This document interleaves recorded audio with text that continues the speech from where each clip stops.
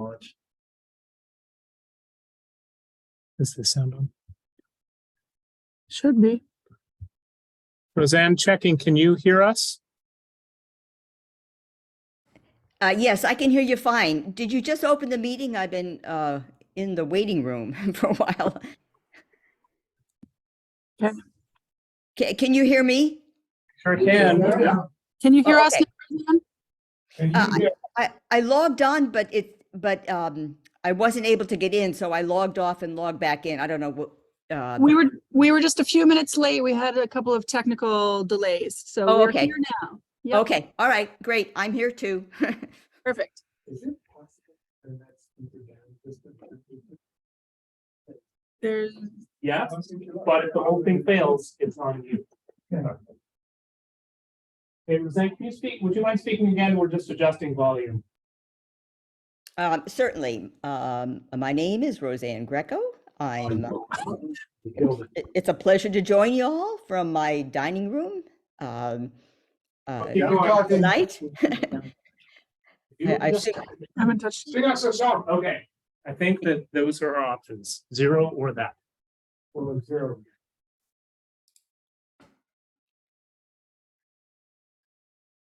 Say Okay. something, Roseanne? were you able to hear me? I hear you. Were you able to hear me? So Lori, I think the answer is no. Oh, okay. We like to hear people.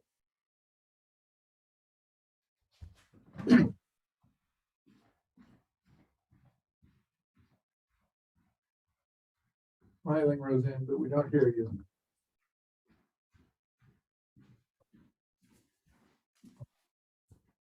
Now I feel good.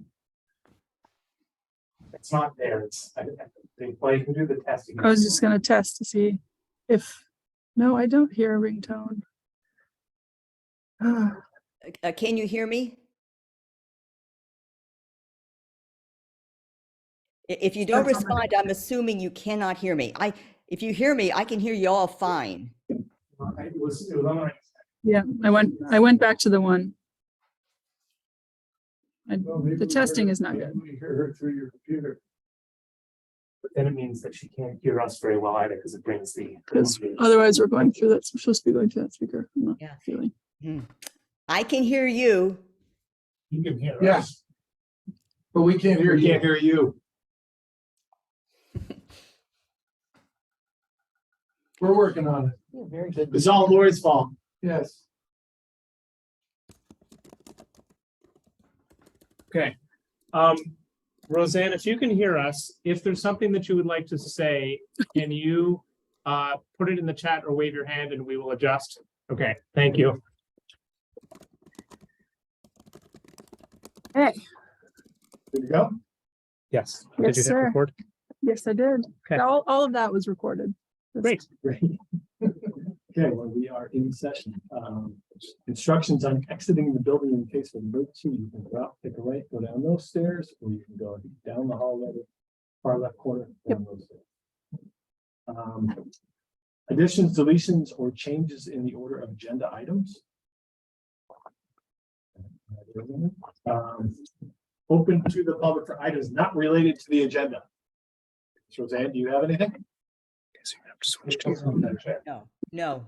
Oh, okay. I'm gonna assume that waving means no. Announcements and staff report. Any planning commissioner announcements? No? Staff? I have a couple of things.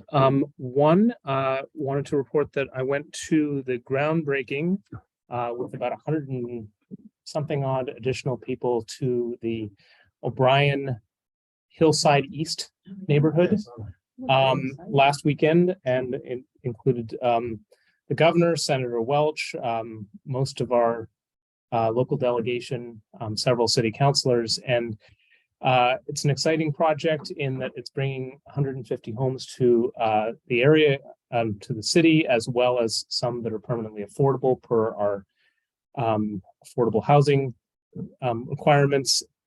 Includes parks, which is part of our standards as well. Though in some ways they did them sort of in advance of our requirements for them, so they're meeting the aspirations of it. And most importantly, and sort of the unique thing about it is that they are going to be 100% carbon free. Okay. So really, really exciting. They met obviously all of our rules and the state's rules, and then went past that to include all of them are going to have a package of rooftop solar, Tesla, backup battery walls. So it's really, really exciting. That's one.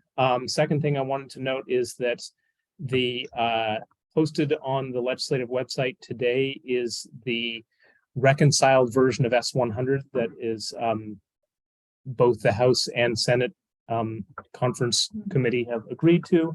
I'm very happy to report that it includes the items that we had advocated for at the House. So it uses the word areas rather than districts in terms of the applicability of all the various standards.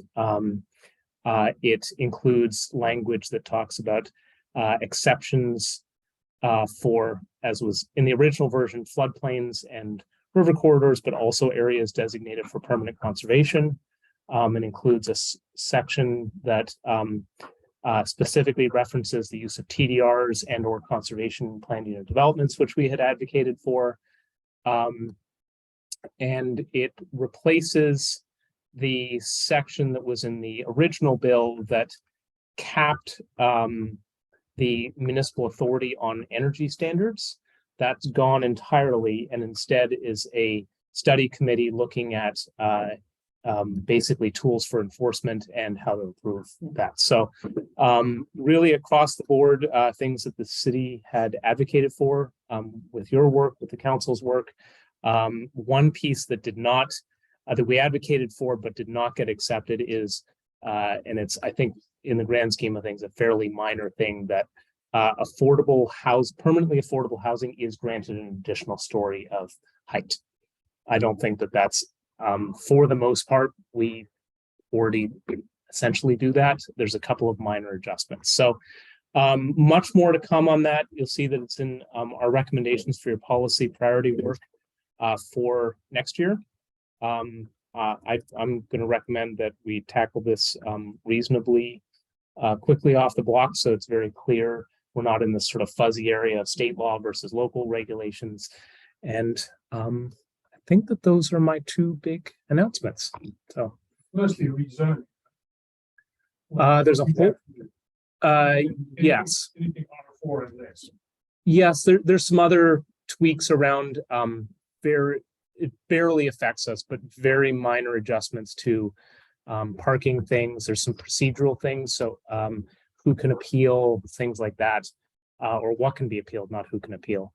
And then there's an important change in procedure, which is at the end of the process of adopting amendments to regulations.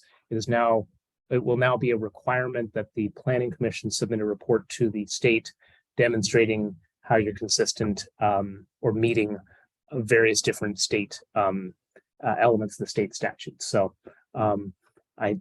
if we're doing our homework, shouldn't be ever a problem, but it's a sort of a check back on it. So the next step with this is to go to the governor's desk. I've got no reason to think that the governor wouldn't sign it because they are things that, generally speaking, the governor was could support about.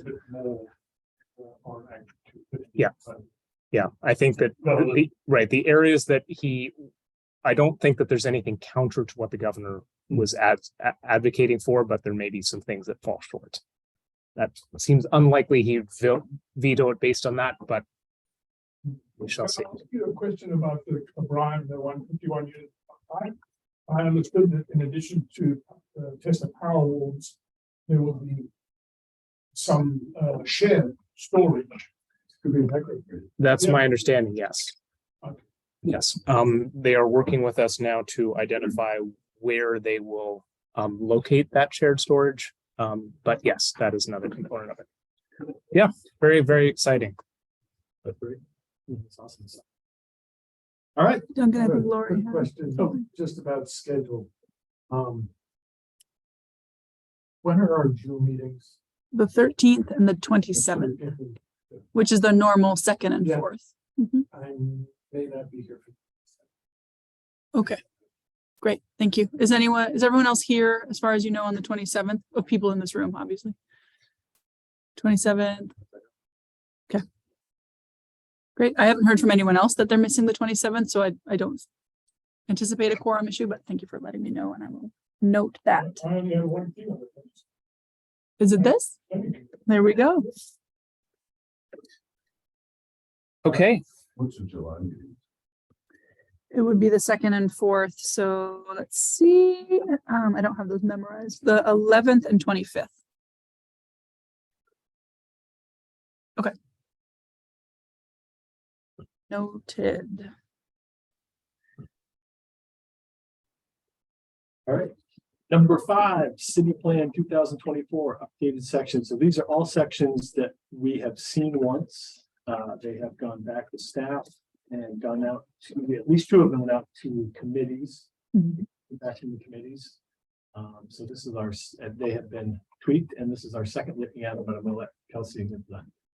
Yeah, that's mostly it. This is your second chance to be looking at these sections. As Duncan mentioned, 2 of the 4, so economy and energy, went to their respective committees.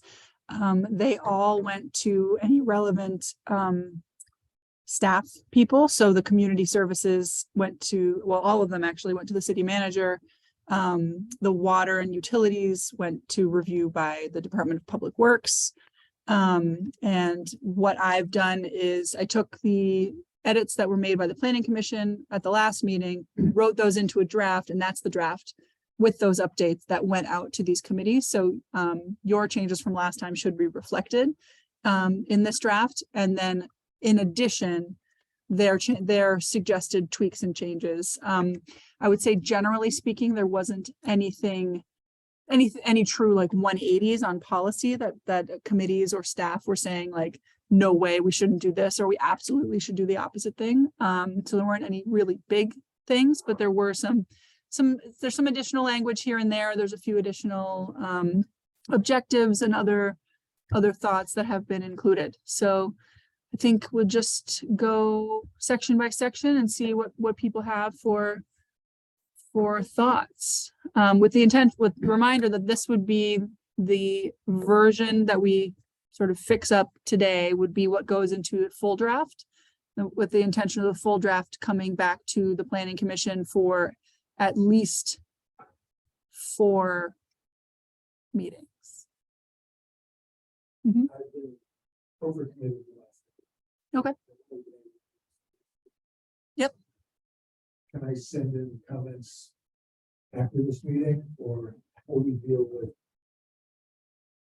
Yeah, so well, no, you're not too late. As I said, the full draft will be discussed, and anything that you want to discuss that's in the full draft, which should be everything, you'll have about four more meetings, sort of in end of June, July, and then in August to be discussing that. So there's absolutely more opportunity to be doing that.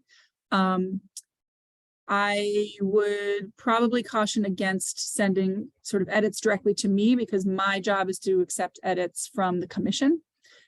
So it's something that, and we can't do, discussion of anything over email or whatever else. So, so that they can see them. Send it to me and I will do that. You can send it to me with the assumption that my job is disseminating it to everybody, with the intention of reviewing as part of the review of the full draft well, probably not the last meeting in June because you won't be here, but in the July meetings. I didn't do that, send it to you and copy everybody else, but maybe that's going to be a problem in the future as well, shortness of time. If any of us can't work on something between Friday and Yep. you're not going to have time to take it in and then. So that's the intention of having these. We'll have 4 meetings in July and August to be having some of these discussions. So you will have the full draft for the June 27th meeting that then will be discussed for June, July, and at least the first meeting in August. So that gives at least a month to 6 weeks of time for everyone to review and note whatever changes they may want that then could be brought to the commission at any of those 4 meetings. Those, I don't want to say they're sort of a Wild West situation, but the intention, unless there's a very specific topic that people want to spend more time on, which is also totally fine. The intention of those meetings is for any member of the public, any member of our volunteer committees, any member of the planning commission who wants to come and raise edits and propose edits to the group. Those, you would have 4 meetings of opportunity to do that. So if we send emails to all commissioners, Mhm. as long as nobody hits reply all, it's okay, is that correct? Yes. But it's just information. Yes. I would like to say our best practice would be for it to be sent to me, or to, if you'd like, to me, Paul and Jessica, as chair, to then sort of disseminate. Yeah. That would be the thought. So hopefully with that number of meetings for discussion of the full draft, everyone will have a chance to bring up their particular edits that they have thoughts about, that they maybe, you know, if they were out on vacation or they missed a meeting or they didn't have time to do. The other thing is that there will be, knock on wood, something, no new substance language after June 27th. So the timing of the packet will just be the agenda. And because of that, you can have it whenever you'd like. So I do have a process question. Sure. Regarding what we're doing with the whole plan and the rewrites of these sections, from what I've seen so far, are great. Yep. Concerned about it. One concern that I have, I think I mentioned it earlier, is as we're going over these sections, what we haven't done yet is the introduction or the cover. Yep. And from my perspective, that first page or that first section Yep. is the most important section of the document. It's what most people will read. And from my perspective, it's what informs the decisions we're making in each of these sections. It's like the mission statement of the whole plan. And I like going through these sections, but I Yep. was wondering if I would like to see us actually look at and draft the introduction, which is the overarching, this is what we're trying to do with our plan over the next 10 years. Then when we go into these sections, we have that to reflect back on rather than doing it the other way around. So I would say 2 things. That has partially happened. The 4 vision and goals statements and the 1-page version of that is sort of is part of what you're talking about. It's supposed to be the driving principles that run as threads through the whole thing. So that is a little bit of the mission. That's the mission statement, is those 4 vision and goals. That process occurred before you were on the commission. So if you have comments about what is in those vision and goal statements, you are absolutely welcome to raise that, to raise those. And those have been, as I've been writing, and as we structured the public outreach sessions and everything else, those have been kind of structural and also kind of, you know, rolling around in the back of my mind as I'm writing things to make sure we're dealing with the different vision and goal statements as I work through the topical sections and then now moving into the land use sections. The second part is the intention is that the June 27th meeting, which unfortunately you won't be here, the compilation of the full draft is not just sort of smashing together the sections that we've worked on. It will include that sort of umbrella introductory narrative that introduces the plan and includes some of that background information. It talks about the vision and goals and incorporates them into that introduction that then sets up the discussion of the rest of the plan. So that's the only new language that the commission will be getting on June 27th. So the plan that we're working on right now, Mhm. the next 10 years are pretty critical years for a plan. For anybody that has any belief in the science and what the IPCC has reported and where we stand in terms of our opportunity to prevent catastrophic changes, the next 10 years are critical. And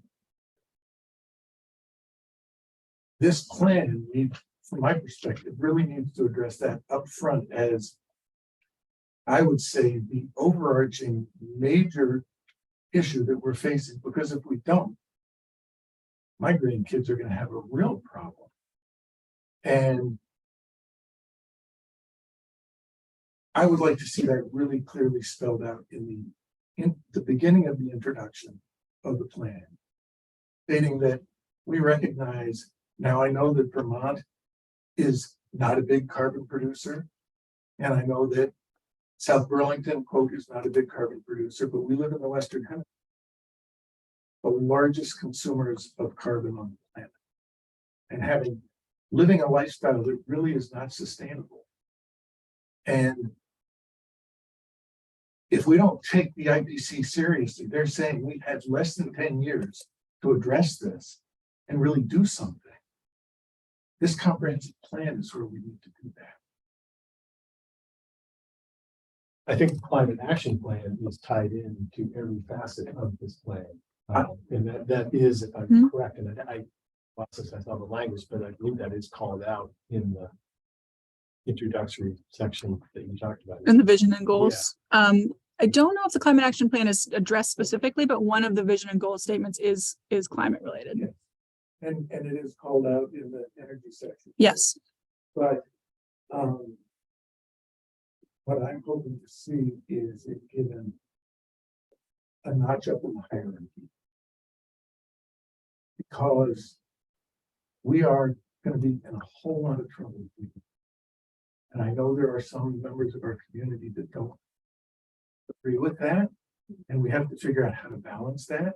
But the science and all the voices that are concerned about our planet are pretty clear and united in. Oh, don't look at me. It's Duncan speaking. I definitely agree with what Maury is saying, and I think somehow there needs to be some kind of magic statement at the beginning that asks everybody, your immediate reaction to some of this stuff is going to be, well, that's too expensive, or we can't get them to do that, or because this happened yesterday. I was at our sort of local meeting of all the community boards for Dorset Park, and I brought up one little climate related thing. One said, can we please ask the landscapers to use electric leaf blowers instead of these obnoxiously loud and fume creating ones? And they're like, we can't do that. You know, oh my God, Mark would have a fit. You know, it's like, who's going to pay for that? They're $3,000. I'm really tired of that kind of reaction to every little thing.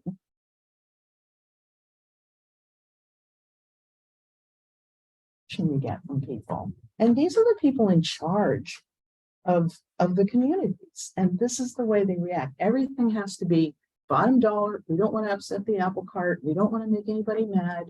And I said, well, what if we find money? What if we can find a program to buy these for them and it won't cost them anything? Just think about how much healthier those poor ladies are going to be who currently have to suck these fumes all day long as they're blowing leaves around and stuff. And it just strikes me that there needs to be some magic language to get people to shift gears. So what would you propose that we would add to what she's talking about? Something like one paragraph. One paragraph of magic words that kind of get people to understand this is not, you know, cost is definitely a concern of ours, but more than that, our priority is making sure that we don't have catastrophic climate change for our, you know, for our kids. So I don't, I mean, let's be pretty basic. Okay. oh, I was just gonna say, I'm not intending to squash this conversation. It's a great conversation. it's heard, and if the commission is agreed, like I'm very happy to write the introductory language. However, the commission wants that introductory language to be organized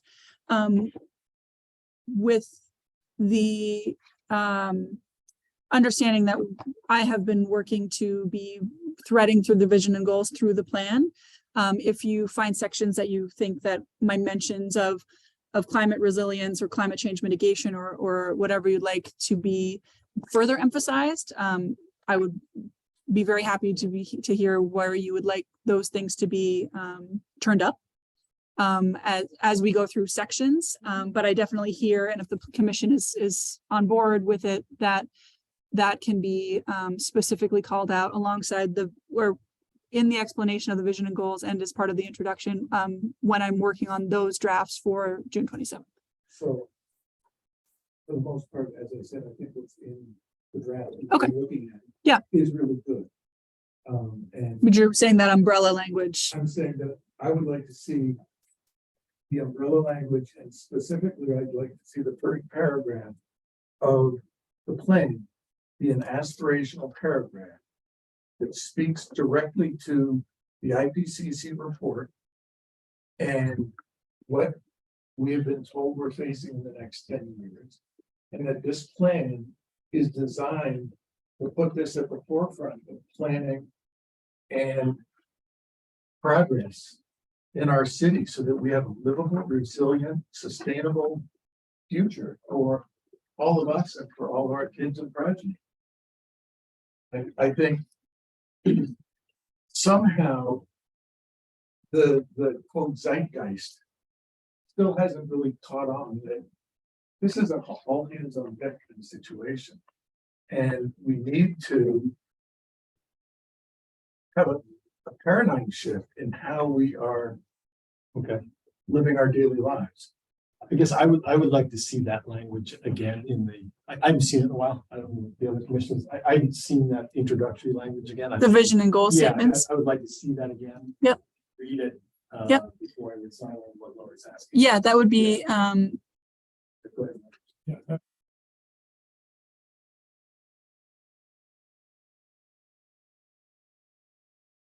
very difficult for me to get sort of into the weeds when we're sitting around here talking. I can do a lot better and a lot more on quiet reflection. And I have actually looked at that. It's the first thing that comes up when I open Adobe. You're not here. And I do have some concerns that in some ways, like Lori was saying, which is that we aren't focused enough on the threat of global warming and climatic change. But I don't know how you want us to send you some suggested language.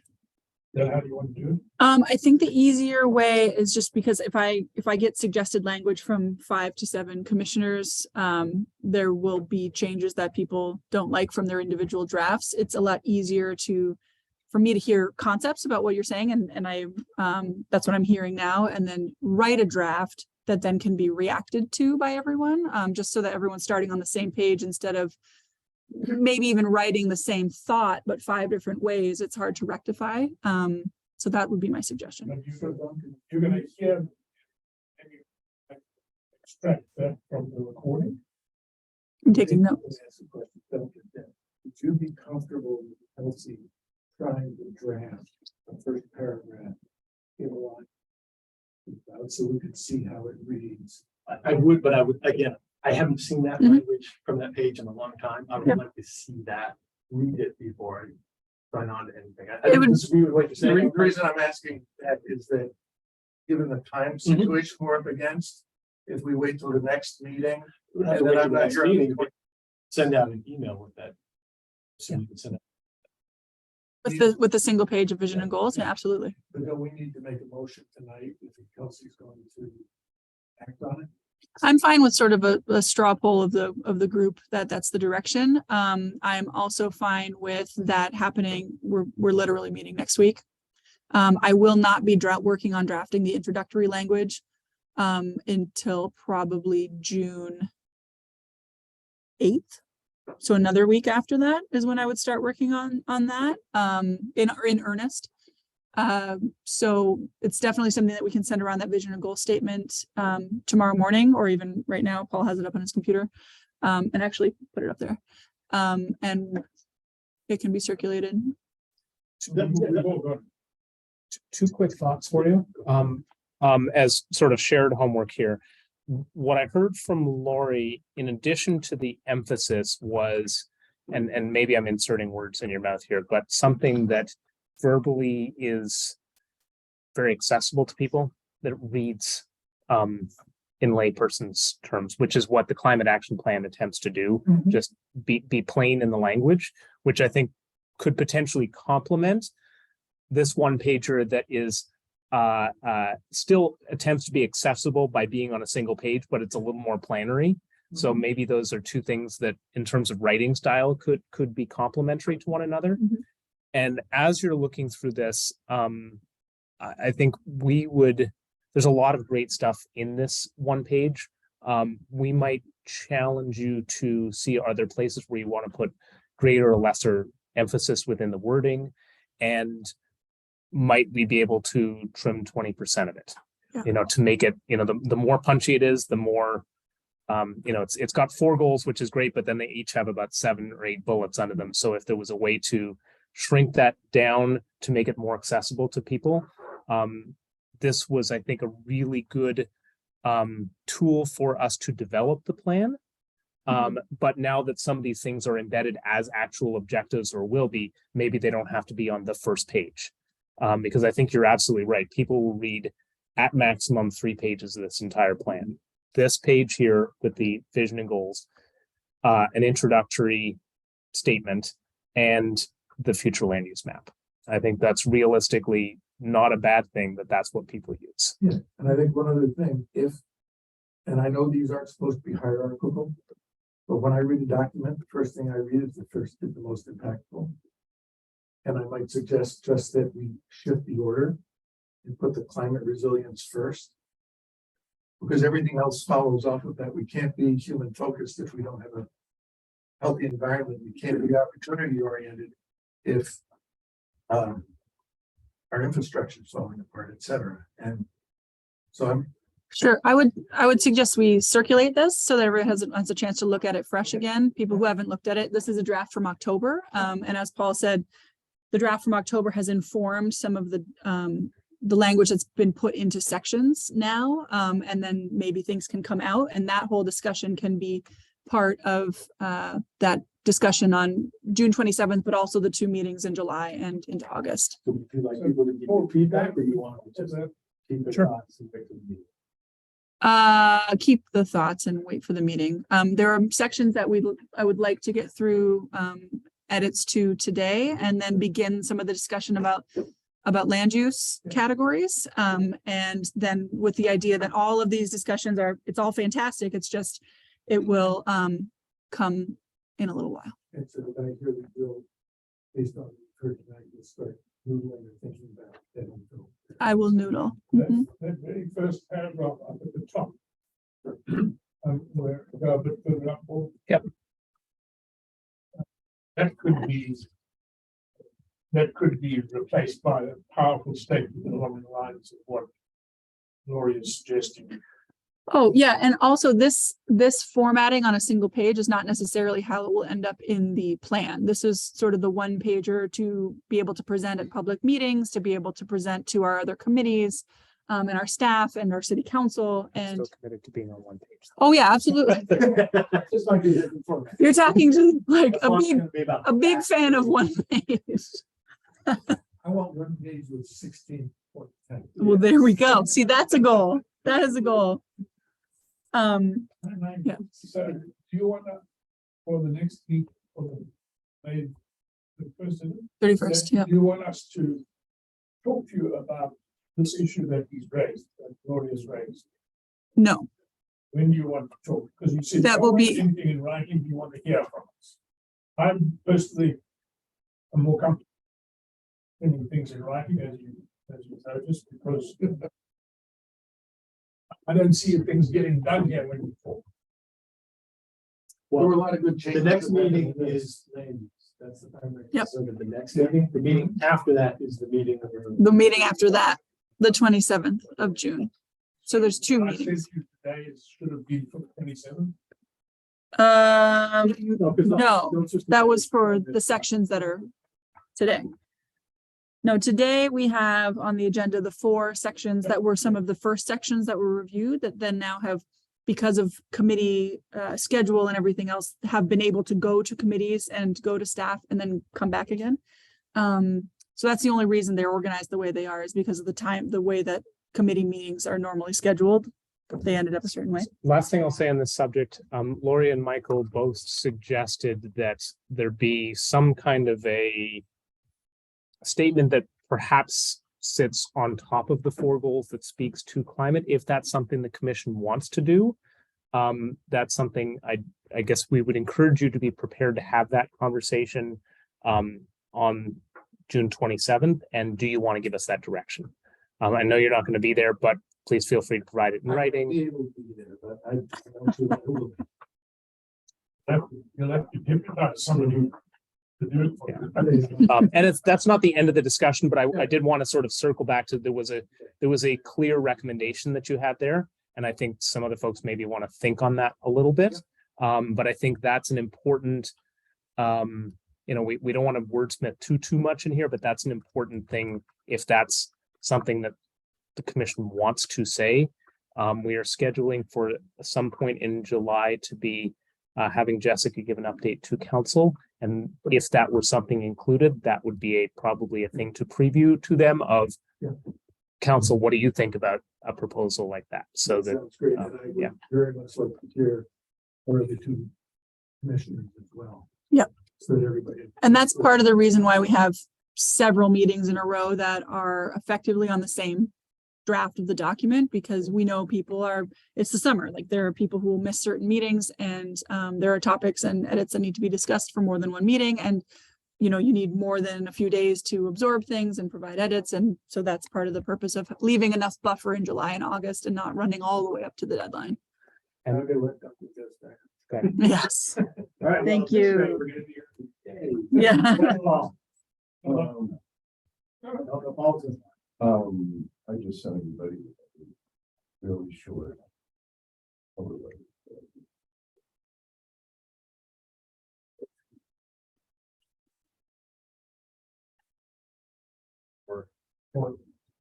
Well, For the June 27th. for the company. That's longer These- than a little bit. But the, Did you send it down? Let's, Yeah. I would say, let's get going on the feedback about these sections. Okay. Just one comment on feedback. Aaron. Yes. That the committees that have provided feedback are focused on their particular area of interest. We, I hope, have a much broader mandate and a much broader interest. And I think that's what's given rise to some of the notes and comments that I made. So we've got to have much broader view of the world than Black and Ped or natural resources and conservation or whatever. Yep, absolutely. I will note, I did broaden some of their comments a bit. Part of the task of preparing a municipal plan like this is that we are providing enough direction, but also broad enough to be flexible, and also not getting into the weeds of operational implementation of city government or how things are executed. So trying to make sure that everything is staying up at a goals level, at a what do we want it to look like in the future level, plus some of our strategies of how to get to that without necessarily getting all the way down to we should hire 2 more DPW staff people, or some very operations level things, or we should have a crosswalk at this particular intersection. And I think complementing that, last thing I'll say on this is I think we've reached sort of a juncture point as a city to where we are now big enough and robust enough to have plans under the comprehensive plan.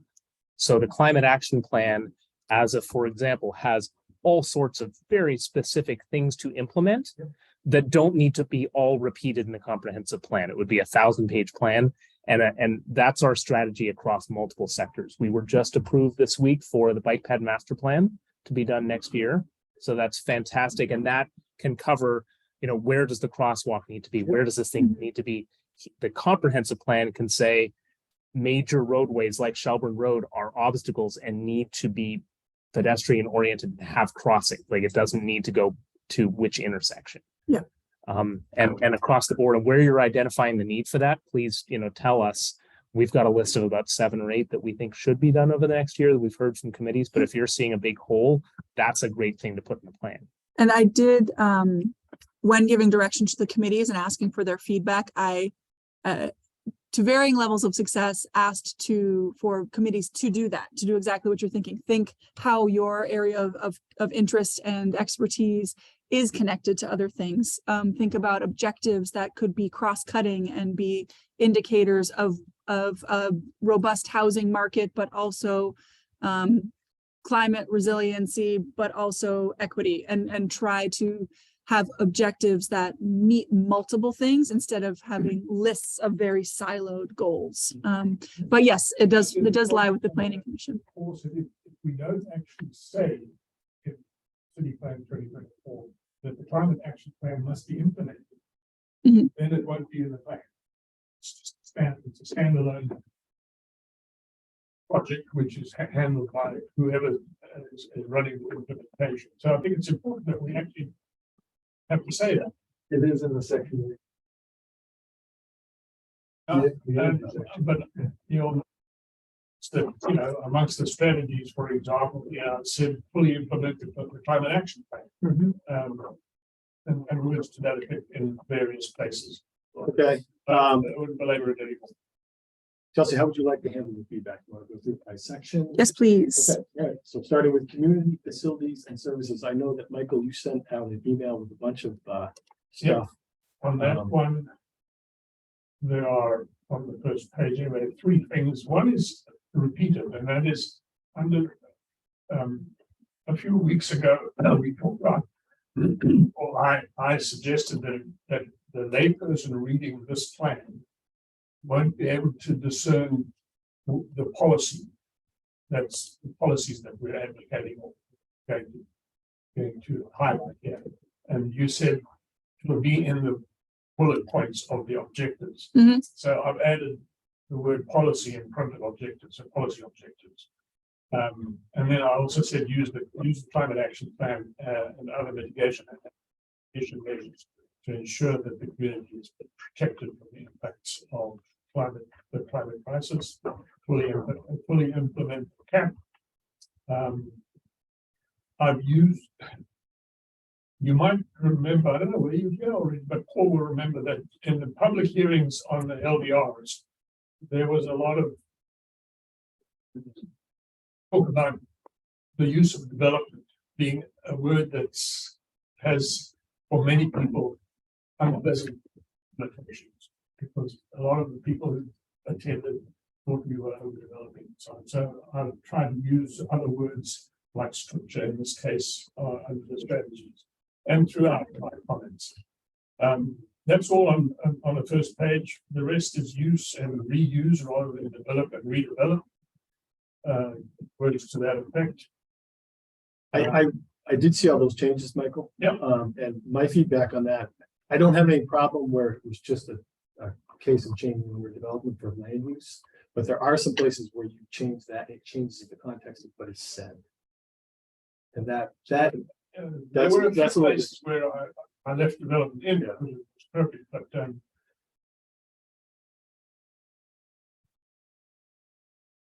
you know, what is, you mentioned the community development department, and I'm not aware of what that is.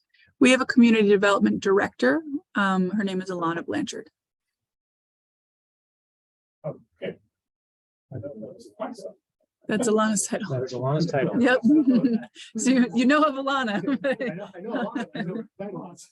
Yep. Okay. So, Yeah, she's just Alana. Um, Exactly. any other feedback on this?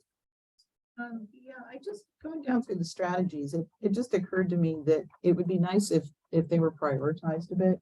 It seems like, having cemeteries up near the top of the list, it's like, is that really a, a high strategy? Because there's like 2 cemeteries and nobody even knows where they are. Does that really belong at the top of the list? And then the one at the bottom of the list, it's like review and adjust fire life safety ordinances and resources to meet the evolving needs of the community. Seems like that one should be pretty much close to the top. And so I think we should perhaps like really look at what the priorities of these. And particularly with the fire and life safety, there's always been like this desire to pull that apart from the building codes and energy code section. But, we've been trying pretty hard to kind of put them back together again. And so even though I know this is community facilities and services, but I think that energy codes and building codes, we sort of have anticipated that that's going to become more of a city priority. And one of the strategies we have for actually incorporating some of our building goals, such as, eliminating fossil fuel use, all has to do with building codes. And it's the only place where that actually the enforcement of that actually comes up is in this section. Mhm. So I'd like to kind of clarify that. That's a good point. I mean, are the strategies, are they ranked at all or are they hierarchical? They are You mentioned that too. First page. not. I agree that things can be moved up and down the list. What I would caution against is actually numbering.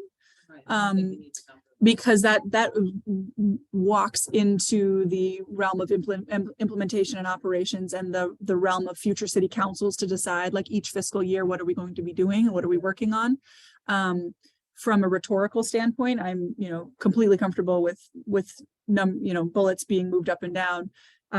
They were written as they were written. They sort of track the order of They the tracked the section. order of the sections Yeah. roughly until I had other feedback, and some got added at the end, some got added in the middle. I don't think need to be numbered. I completely agree with that. Yeah. You got it number 10. That's number 10. Right. Well, what we did in the 2016 plan is they are numbered, but they're numbered for the entire plan.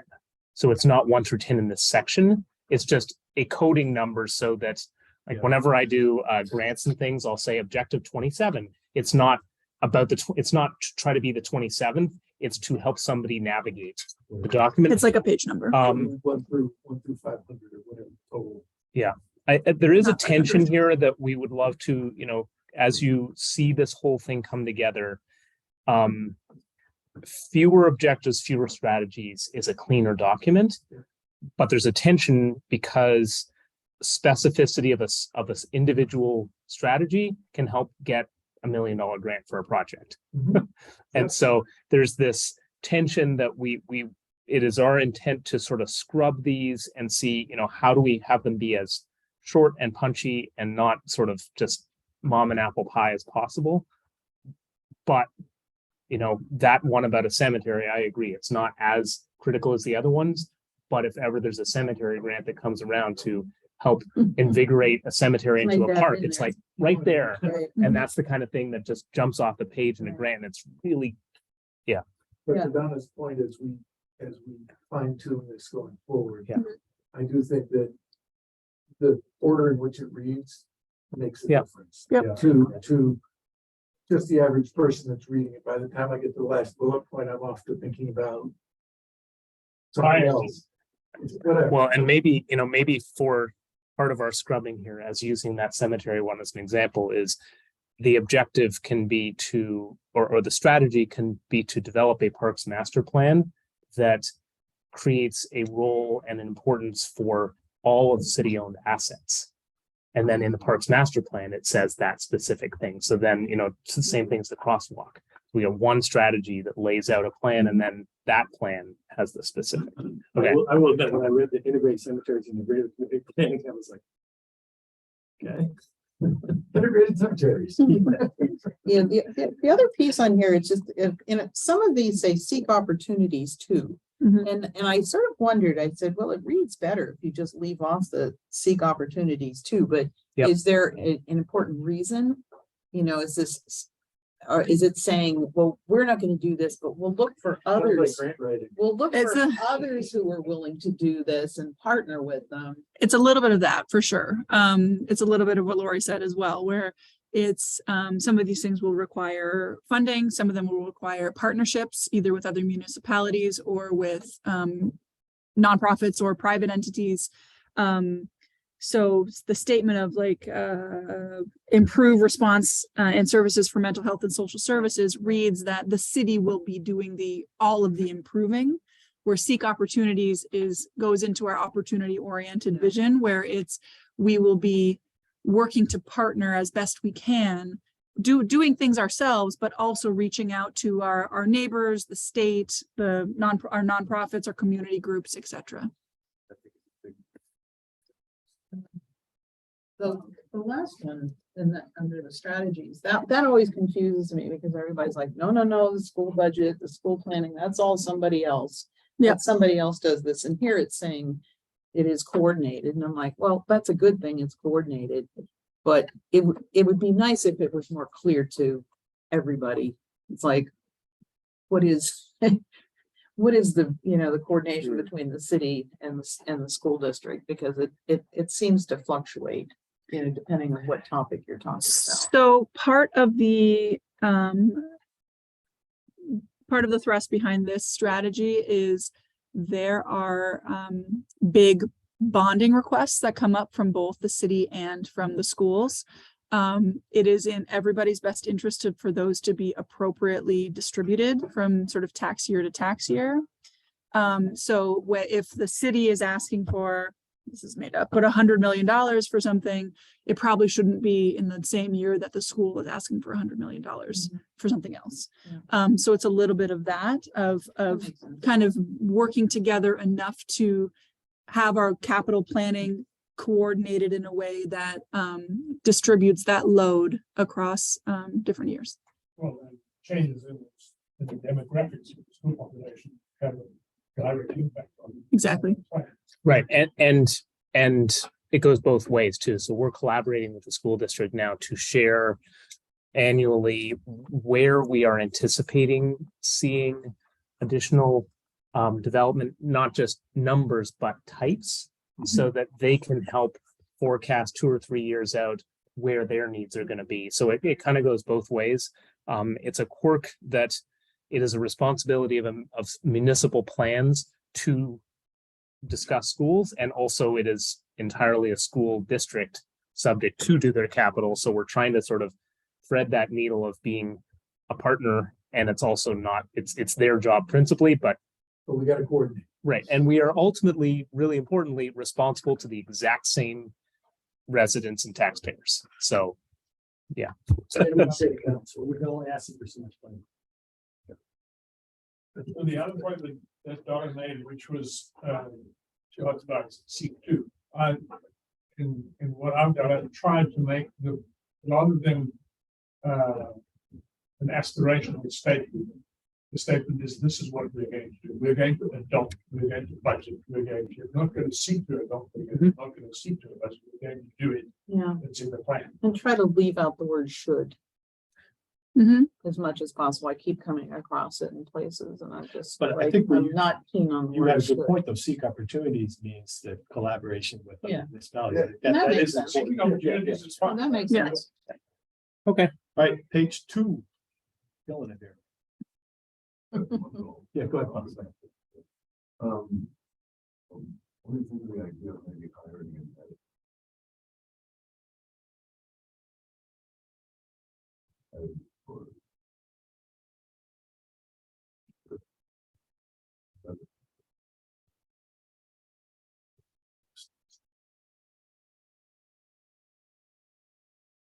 We can consider that. Somebody with a big blue pencil in there. I just imagined like it. Some of us have done a little of that. Spark, but I mean, I've tried to make sentences shorter and punchier. Mhm. Or That's a lot of, that's a lot of what editing is. Yeah. Mhm. Yeah, but professional editors. You know, they're not gonna have an extra, right? Particular point of view. You do that in 2016. That's, We did not hire an editor. What we did do was try to, as we're doing now, have a single author so that it reads consistently. So it's not quite the same thing as an editor, but rather than having the rec department write the rec section, they're giving feedback, or the committee or the planning commission or whomever. It's all filtering through Kelsey so that it is Kelsey's single words, and then obviously, you know, we are circulating it for review. so idea, I do we have, do we have the time? We're- Oh, sorry. No, Well, I would assume if we hire an editor, it would. At the tail end of the project, when the document is pretty much finished, and the editor comes in and cleans up for. Cleans up semicolons and things. They clean up that stuff and they clean up, you know, they look for language that is. Right, Well, so just it's just so tone. that we're Some getting of some it's tone, direction, too. we've been trying to eliminate the shoulds as well. Is that something that where we're continuing to find them, we're on the right? That Oh, was something that Donna spoke to. Must. Or shall. The one thing Yeah. I'll say about that, having been involved in some Act 250 litigation, is when the comprehensive plan is vague, has no legal standard in environmental court. When it has strong language, it can be used to defend. When they say, section 8 of Right. Act 250 references community plans. If the community plans are vague, you have no legal grounds for defending, saying, this is what the community plan says, and it's not being followed.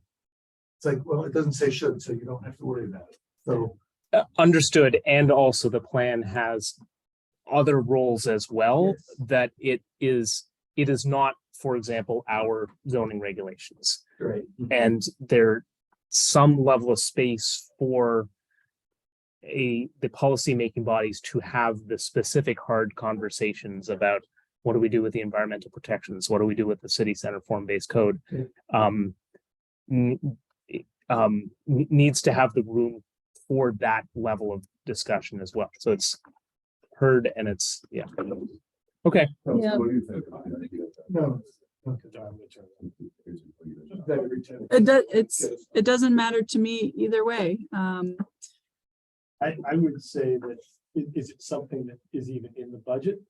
And it's something that I would think that when we get to that point, we could look at it, we could say, yeah, I think it needs an edit, or no. The budget is Paul. The budget. we'll take a look at it. Paul's, Walrus. Well, you know, I think on a more, yeah. I think on page 2, the second paragraph under public safety, community justice, social services, the middle of that is some pretty, you know, important stuff. And I'm not entirely happy with the way it reads. These issues may be exacerbated by climate change. I'm pretty sure they will be exacerbated by climate change. And I think this is one area where people have to recognize that there's going to be a lot of increased costs to people because of climate change. And we're not saying that here. You know, it says increasing wealth divide that is taking place at a national scale. I'm sorry, it's taking place here too. So I don't know that we have to, you know, defend ourselves that it's, you know, a national thing. It's happening, reflected in our community to some extent. Well, yeah, there's some wealthy people that probably aren't feeling it at all, but I don't think to some extent it is necessary. I mean, I think that's one place where I think some significant editing could be done. Creative approaches, well, that and then creative approaches to meeting these increased needs, period. And possibly providing additional or types of support to our community members. Well, I kind of get the gist of it, but I think that it kind of weakens it a bit. I'd say the more direct we can be, the easier it reads and the more clear the intent. You know, these things are going to increase costs. And, you know, are we going to have the resources to help everybody? Probably not. You know, let's just be realistic here. This is going to be painful. And because we're not, you know, we're refusing to deal with it right now, it's going to be more painful as we, you know, let it go. So that's the one paragraph I thought really needed some work. You're talking about from where it says these issues may be exacerbated from there down. Yep. Yep. Mhm. Be a little more- Actually, I mean, more- Kelsey, I marked this whole thing up and I'm happy to just give you my copy. Okay. At the end of this. Yeah. That's a very good comment, because what we've just done now is what I wouldn't have tolerated when I was running a business. Because we've taken up the time of 7 people, probably 7, to do what you did. Whereas if you do what you just said you're going to do, which is give her the markup, it would have been only your time, and others could have. Well, I others figured could it's have good to clue everybody else into. Yeah. But no action can be taken by the commission except at a meeting, and I will not make edits to this document without the commission as a whole telling me that those are the edits that they want. That the commission wants. Well, and let me take a half step back here, because I think some of what you've been talking about are things that are indicative of other things, Yep. guidance that you're giving us. So it's not word for word changes that you're saying. Yep. So what I'm hearing when Donna says this is there are places where maybe the language is a little bit soft on things Mhm. related to climate, and where we might equivocate a little bit, and that you would like for us to be, as we look through the next draft, looking for places like that. Yep. And that's guidance that we're getting. Mhm. So while it's a specific one, and tell me if I'm way off base, I think that's a comment for the entire Yeah, plan, not you're just right this on one this. line. Okay. And while we talk about this, I'll say that kind of a little, I won't say depressing, realizing the size of the task that we're looking at. Pretty daunting. The size of the plan or the size of The the size of task? the planet, did you say? Well, the size of the task of completing the plan, or the No, size of the task of doing what? Doing what Donna's talking about. You don't, Just you don't want to do that, Lori. Just give you some advice. Don't do that. Oh, no, but You just know, the number of it- areas that You don't want to. that are, that do all tie right back to Mhm. the first conversation we were having about the opening document. It's whether it's mental health or whether it's et cetera, it's. Yeah. We're facing And- those, we go through the whole. So Yeah. So, to quickly get back to what you were summarizing about what Donna said, you're looking for issues where taking out a word like may. Yep. Okay, right. Is Taking everybody out words okay like with may, that? taking out phrases like to some extent, like Yeah, okay, Yes. all right. also just as a point of information, maybe this is also what I'm also intending to be doing as I'm compiling that full draft, is to be rereading, because I've been working on each of these documents individually, rereading them all as a whole and reading them all again, and doing some of this editing that doesn't change the meaning of what has been approved by the commission, but doing some of this clarifying of language, shortening of sentences, shortening of paragraphs, to make it a more punchy document. And on the end of that Can I- section, Clear. Hold Yeah. hold on one sec. just want to finish up the Yeah. last comment I had on this page. I still think it's worth, even though it's transportation related, under the police department, I still think it's worth mentioning their role in traffic safety. Because it's become an increasing concern, that our streets are becoming more hazardous. They're becoming busier, there's more traffic, a lot more types of users, and they're getting more dangerous. And I know it's a transportation related thing, but there is a role, I think, you know, even if it's not cops chasing down speeders, you know, possibly putting in some more speed checks and things like that, and cameras even, because we gotta get people to slow down. So my concern is not that it's shouldn't be in the police section, that it should be in transportation, because traffic calming and pedestrian and bike safety and all that will all be, that is all in the transportation Yeah. section that you've already seen one version of. I walk a line about dropping into operations. And saying the police department, when I say, we say they provide primary law enforcement services, I don't think it's a place of the plan to be saying the law enforcement services should be prioritized this way or that way, or really focused on this or that. Like that is something that is in the purview and the expertise of the police department themselves. Was it even possible in that paragraph just to mention as one item, just traffic safety? I guess my suggestion would be take it, looking a step higher. It's a question of, you mentioned a minute ago that we have more different types of users, which creates some challenges that didn't exist before. That to me is the level of the discussion. How that acknowledging and making sure that our community is oriented and enforcing to meet the needs of all those users, Yeah, because it may or may not be a police thing that ultimately does it. It may not be, that's, yeah, because there's more than one way to deal with speed, but having some enforcement slows people down immediately versus changing the roads takes 20 years. So law enforcement includes traffic. We have traffic laws that the police enforce, Well, whereas they- emergency we response. don't though. Hold on, guys, we're getting tied down to the details that don't need to be part of Sure. this right now. I get that. Okay. Anything else on page 2? Mine is a process question. I'm sorry, go ahead, Michael. Yeah. I want to understand the comment to have you or have the commission act on anything that I've written here. Mhm. I'd have to read it at a meeting and then ask if we all agree with it before you would do anything with it. Is that correct? Unless it's something that you think is just grammatical or spelling or whatever. I mean, I think when, for example, when you were saying to only use the word development in very specific circumstances and to otherwise use other words. I think that's something that I would like the commission to say something about one way or the other. But I don't need you to read like every sentence that you're making that type of change. Just like when we said Donna wanted some of the, equivocating language sort of strengthened and taken out.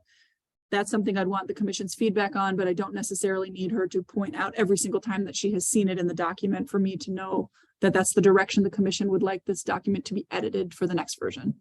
I would second what Doug said, that make the sentences for the objectives or the strategies. Yep. Very positive statements rather than kind of wishy-washy. Heard. And the reason I noted in the email is that we, the planning commission, agreed to change land development regulations to land use regulations. And so wherever that appeared, I changed it. Mhm. That's okay with everybody. That's fine, but we do have an obligation to make that change. Do we actually do? It has not been an official action that the planning commission has taken. It is on your, right, so you did agree to put it in your policy priorities for this year, so that level of work has taken place. So you've not actually said, here's the amendment doing it, but it is the guidance that we should be pursuing it. I hear what you're saying, Michael, but I don't want to confuse people if we're still. And we follow that, I guess that they should be consistent.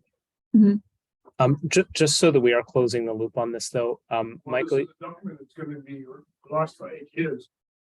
So, the official land development regulations work. And all it's pointed out, it might be quite a lot of work, although I would guess with artificial intelligence, we could probably get a lot done. wherever it appears and how to change it. But I don't think we should put something in the plan that we fundamentally told the public we're gonna do. I mean, we should make the change that we told them we're gonna do. That's why I raised. No, I get what you're saying, but my question is, I don't know if that's actually happened and how many people know that. So was there a decision made to replace land development with land use? There was talk about it. but The official action has not occurred. How does the official action happen? It would be an action of the planning commission. The reason it didn't occur more quickly is we wanted to float it by the city attorney. And the city attorney has hesitation about doing that. So it has not happened officially. So when do we hear what the hesitation is and figure out how we're going to either make that official or drop it so we don't have to revisit it repeatedly? We can come back to you in one of your next couple meetings if you'd like. More broadly, which I'm happy to do. Is that what you'd like us to do? Do we want that? To get this issue resolved is whether we're using. We should. We should, yeah, Get yeah, results. that's what it is. Yeah. I mean, So that sounds. All right. I would not have put that in here had I not. No, I remember the conversation, but I don't remember the actual. The action. The action, like, okay, it has been done and it's gone forward. That was my point. So did you get enough information? Paul? Yes. Go ahead. The other thing I would like, because Michael, you raised in your notes, and you said it tonight, that you would like to see where it makes sense to change the word development to a different word, that you would like to advocate to do that. Is that what the bulk of the commission would like to do? Yeah, there are two. One was to always use land use regulations where we've got land. Yep. Regulations, and the other one was to use a synonym for development wherever we. And again, I don't have a problem with it as long as it doesn't change. Change the meaning. context of what it Yep. is. Yep, I would, Because there are a couple places where it kind of change the context. Yep. I would agree with that. Okay, we have that guidance. Thank you. Okay. And we will apply that to all sections. Just, I wanted to say that I put it in there knowing that some of our neighboring communities already use the term land use regulations. Because I thought land development regulation might be a technically probably, but it is. So just a quick clarification, when we do things like this, when does it need to fall under a motion and a vote, and when is it okay to just go, you've got direction? Just so I understand, I'm new at this game. sure. This was sort of scheduling. So it's not a big lift to bring this for a discussion at a next couple of meetings. If you were to say, I'm really interested by the end of next month to redraft the entire sign ordinance Yeah. or something that hadn't been, I would say, boy, that's a pretty substantial departure. It's not on our existing work plan. This is on your work plan. So a straw poll was sufficient. If this was something that was going to be a big lift or a substantial departure from existing work, then I think we would say that's something, let's have a formal motion, because that is not, that reorients our work pretty substantially. And a couple of things, About changing development to a synonym or a different word, that can just be a straw poll. Well, it's the discussion of it in the next couple of meetings. Yeah, okay. And I, the thing that is complicated is that all of our other ordinances also reference the word development. So no, I think we're talking about two different, Yeah. no, I'm just Question. talking about Oh. changing the word development Sorry. to a different word. Yeah. like when I've used the word development for like development of a plan, Yeah. not using Got it, development got it, because got it it. can be Yep, yep, triggering yep. to certain, No, I didn't change that. right. Okay. Lori, I think to answer your question, for me, in this kind of feedback on a draft and how to write a new draft, it is important that it is something that is not being officially adopted. Anything officially, like anything that is adopted, or as Paul said, kind of changing our sort of work plan, would need a motion, but edits to an ongoing working draft can be a straw poll. And I think that the more it becomes a substantial change. So if you were to say, for example, we have these 4 goals, but one of them, we want to have one goal and 3 under it. I think that's something that would probably be significant enough that you'd want to actually have a vote on because it orients the whole plan. Whereas this is Okay. important editing, but it's not shifting the policy dramatically. Page 3. Just one note, the paragraph that starts fire Oops. safety relies on response. At the end of the third line, I'd like to propose adding and other Vermont building codes and says standards. Because that it goes along with what I had said earlier. that- Where, I'm not sure where you are Uh, actually. That paragraph right there. Right above emergency preparedness and response paragraph. right Yeah. above that. Oh, I was not. Fire safety relies on It's response. the end of the third line. And Dodd wants to add. And at the other end of Vermont building. Using the fire codes safety and- standards. Yeah, because that's kind of the issue that fire safety standards are all that's enforced right now, but we're trying to get building codes to enforce it simultaneously. Yes, part of being a super energy efficient building is that the system stops doing stuff at a certain hour because it assumes people have gone home. So Is everybody okay with change? Yep. Not proposed?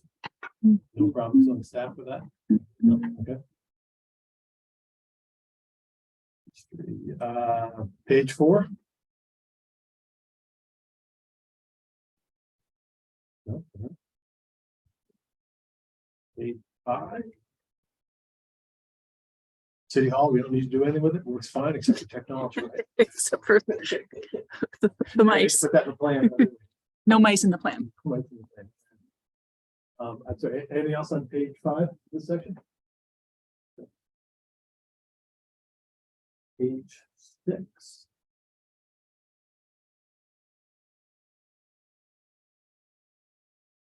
Did have one thing here. Oh, actually, that's just a question, so I don't need that. But under the city center, under the senior center, it seems like there's a repetitive. That last line is repetitive from the paragraph before. And so you want to put it in one or the other. Okay. The library may be able to be utilized in the future as a warming or cooling center as we face Oh, it says it. more varied and extreme weather Yep. events due to climate change.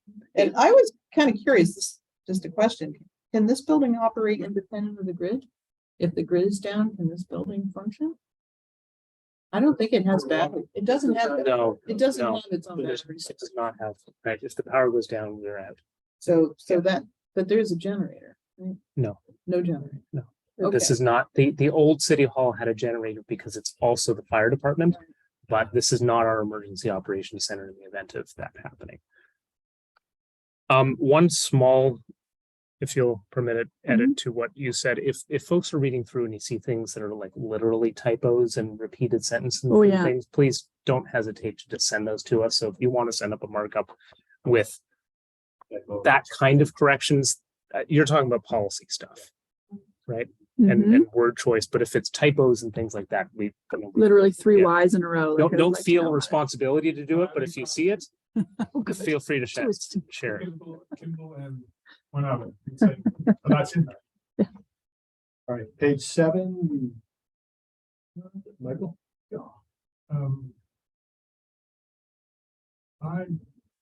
We've used members of this is more style, I suppose, members of the community a lot.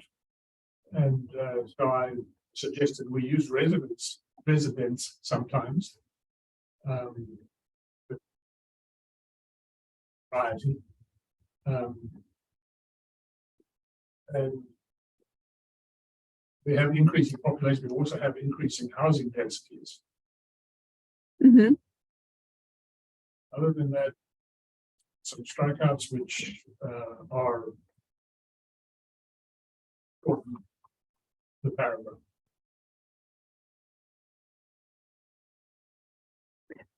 I would note that the word residents and the phrase members of the community are not synonymous.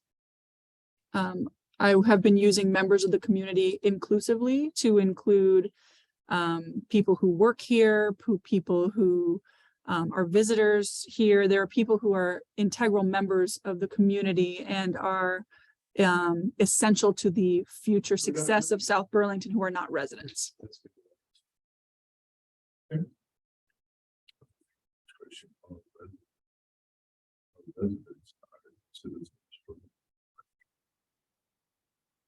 I only did that because I thought the plan was for us residents.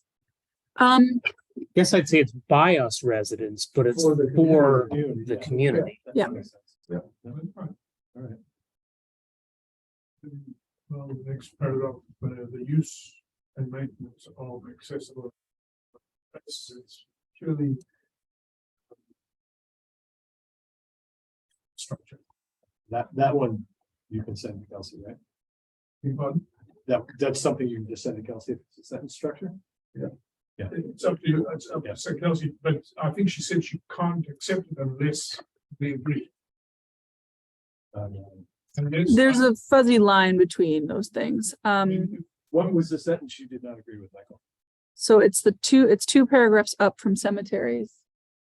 Paul has it The up. use and maintenance of accessible, that's what I've written, the use and maintenance of accessible and practical open space areas is critical to, it's a critical piece of the city's climate resilience, human focused and inclusive, fair and just vision statements. Access to green space without traveling by vehicle is a key element of the improved quality of life. And resilient and climate resilient neighborhoods. So I just tried to condense the sentence without changing the sense. Something for it.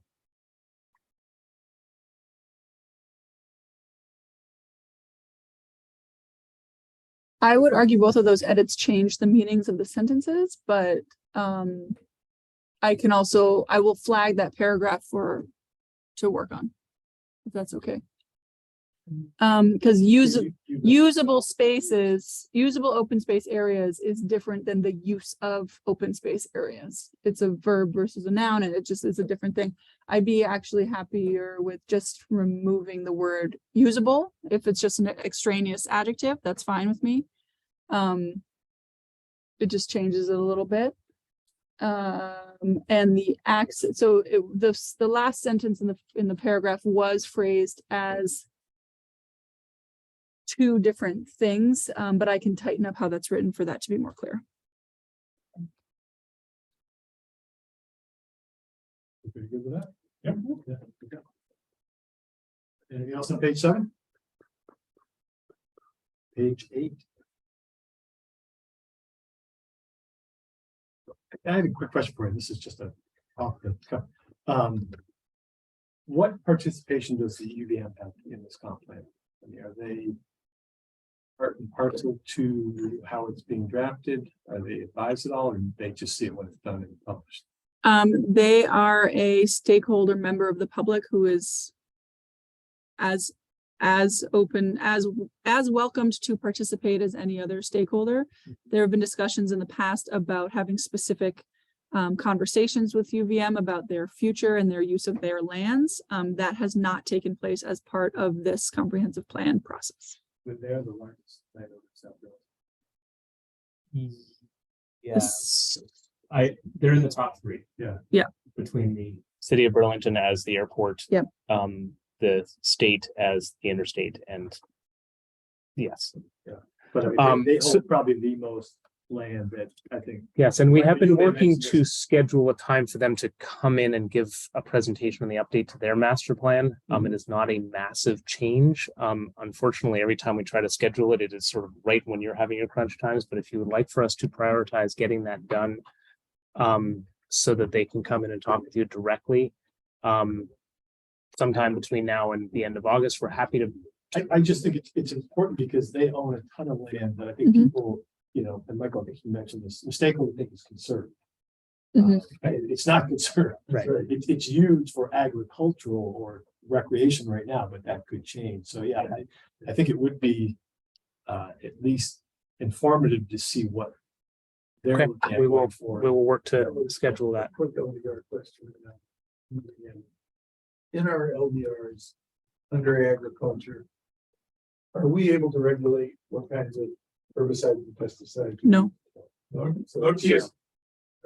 No, as a right to agriculture state, we don't have, and as a Dillon's rule state, we don't have that authority to do it on a across the board basis.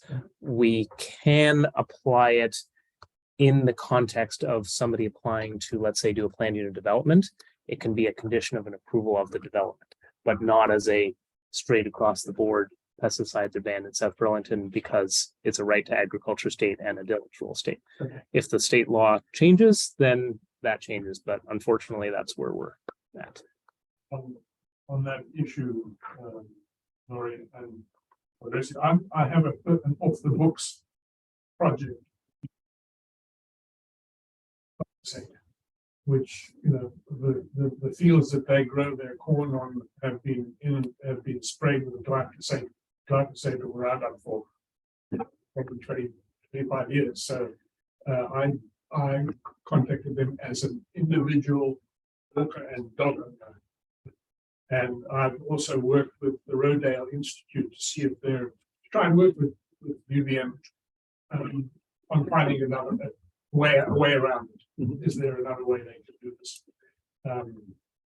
Bit difficult for corn, but for other things, it's not that. I'll The- keep you in the loop if you want. Under I know- childcare, Hold on a second. You done? Yep. Yep, I'm sorry, go ahead. yeah, under childcare, I was just curious, the very last line under childcare. How does this square, because was that legislation about childcare passed at the state level? It has passed the legislature, and they did reconcile their proposed funding mechanisms. The governor has not weighed in on it yet. Yeah, so does this potentially have an effect on that last as a possible partner with private and nonprofit? Because I'm not sure what the city was thinking there in terms of space requirements or, yeah, how would the city possibly partner? Yeah, because that would, There's a lot of different ways that we could partner. You know, as a, for instance, the city could choose to waive and therefore sort of broadly subsidize impact fees associated with new childcare. Mhm. You know, that could be a way in which the city is a partner by alleviating a financial responsibility to them. okay. Or we could be a partner in the way that we have been a partner with, say, Champlain Housing Trust of there are grant opportunities and maybe sometimes we might be a pass-through for that. I just recently signed a letter of support, for example, for a childcare facility, proposed planned childcare facility on Shelburne Road to get community recovery and revitalization program funding. So that's a way to partner, potentially, or at least support. Any way to increase childcare. Mhm. That's easy. Don't know anything about the subject. You know, Never met any children, no. sorry, go ahead, Paul. Private licensed childcare centers. Mhm. It's spelled SCE. Oh. Centers. Oh. Typo, thank you. That's right. It's accurate. Centers, you know, childcare, they are centers, I can tell you that. They make them smarter. Thank you very much.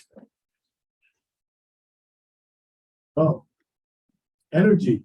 Can I suggest, you do have a few members of the public. Oh, This might be a good time to say, does anybody have any feedback on the community facilities chapter? To the public, does anybody have any feedback on that chapter we just went through, community facility and services? I don't know if you have to adjust the wall. I don't know if they're still. Roseanne, we cannot hear you if you were speaking, so You'll have to switch to. I am speaking. Hang on one second. the Can computer. you hear me? We're just going to change it to the computer. Okay, Roseanne, try again. Go she's- ahead. I just turned the light on. I was in the dark. Can you hear me now? Yes, through our computer, but yes. Okay, okay. I did have some comments on some of the things you were talking about earlier. I didn't want to interject myself. But one thing I have to say right off the bat is that some commissioners are very, very hard to hear. Kelsey, I can hear you claim, very clear. I can hear Paul Connor very clear. I can hear Duncan. But the other ones are muffled. I can't hear really anything Paul Engel says. So I don't know if if their mics aren't turned on or they're not speaking directly into them. So, We don't have mics in there. We have one mic above us. oh, okay. Well, maybe that's it. Okay, just so you know, I do have just thank you for asking. Just a few general comments based on everything I heard you all talking about, as one person, I know I represent. Well, I mean, a lot of people I think the same way I do, and that is the climate crisis is the existential threat of our generation, and I heard Laurie mention this, and some of the other counselors talk about this, is that, this plan needs to address that, or else what are we doing? The old rearranging deck chairs on the Titanic while the boat is going down. So, and I think Donna was also mentioning that too. Unless the plan clearly and specifically and directly and has the highest priority placed on positioning ourselves to be resilient and also to address as much as we can climate change, it's just words on paper that really are not going to make a difference. So of course it's going to be costly. For goodness sake, we're not going to get out of this for free. So I would just encourage you to be bold and to make that the overarching, as I think Laurie said, message on this comp plan. Everything depends on what we do. And we're a small community in a small state. However, we do have influence without a doubt, and people copy other people. So those are my general comments. Thank you, Roseanne. It actually comes up in the next section. Okay. Let's switch back. Energy. So from what Roseanne said, it sounds like at least this end of the table should speak up a little better. Yeah. Talking to the ceiling. Look at the green Or light when just- you're talking. Or just be a loud person like me, I guess. Community services. What's that? No, I'm just talking to myself, which I shouldn't do in a public meeting, but here we are. Energy. Anybody got anything to say? Yes. Yes, surprise. Why did I know that? However, Donna had her hand up first. So Go ahead, Donna. You will get to speak, but Donna's going to speak first. Well, this is a fairly small addition, but in the second paragraph, it talks about it also has an opportunity to increase renewable energy generation. And I would add and battery storage or energy storage, because we all know now we can keep adding renewable generation, but if we don't have a way of storing it locally, it's not necessarily there when we need it. So I think that was the great thing about the O'Brien Farms project. And That, say, hopefully that's the first. yeah, that they're really addressing that. And I think that because it was such a big statement, people now realize that, that's an important piece of it. So you would add that at the I would add that at between generation and in South Burlington. Noted. Yep, Thank you. Michael? I would like to add a sentence at the top, which basically is what Roseanne was just talking about. And it reads, "We are facing an existential threat from a warming planet and worsening climatic conditions. We must acknowledge this threat and incorporate mitigation and adaptation measures as the policy objective in this plan." It could be in this section rather. So I wanted to highlight that we're in the kind of trouble that the IPCC says we're in. And I don't think it can be repeated often enough, but once or twice, it's probably enough. So that's one thing. I also thought that we should talk about our greenhouse gas emissions, not just emissions, in that first paragraph. And then I had a question about whether we have an opportunity to reduce our emissions? Or do we have an obligation, or do we have a policy objective to do that? Should it be an obligation, a policy objective? Does the word obligation bring an issue? I think so I would suggest that this sort of falls under the language that you had previously talked about tightening and being more clear. Mhm.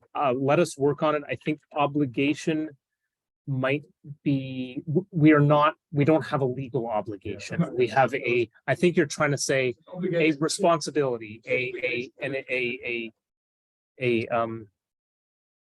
something like that. Moral obligation. So And, does the commission agree that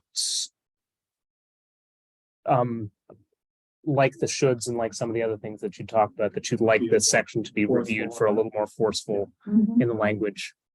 Okay. So we could say as an obligation to reduce its green, because climate pollution doesn't make much sense to me. But greenhouse gas emissions make a lot of sense. Just say greenhouse gas. To greenhouse gas emissions from what was there, which was climate pollution. First paragraph says greenhouse gas. In this Mhm. second paragraph, We could say climate impacts as well. Okay. reduce its, Climate Okay. impacts So tighten up the language there. or climate impact. The word obligation may be. I see that. I certainly. Yeah, see what I'm saying. Strengthen the language. you Um, can, what do you feel more comfortable with, objective, policy objective? I would be more comfortable with that. Because I think Yeah, I'm fine with that. I'm also actually more comfortable with policy objective rather than an obligation.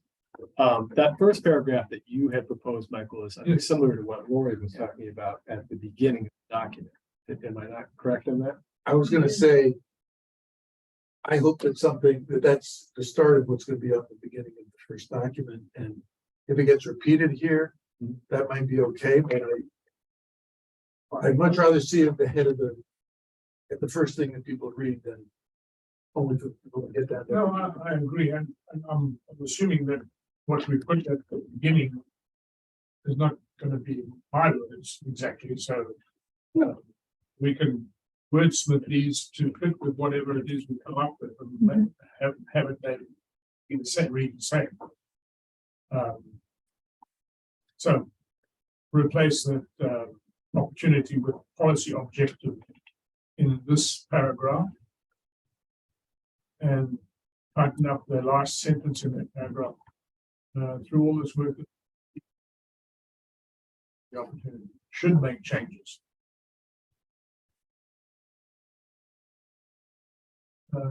Last sentence in that paragraph.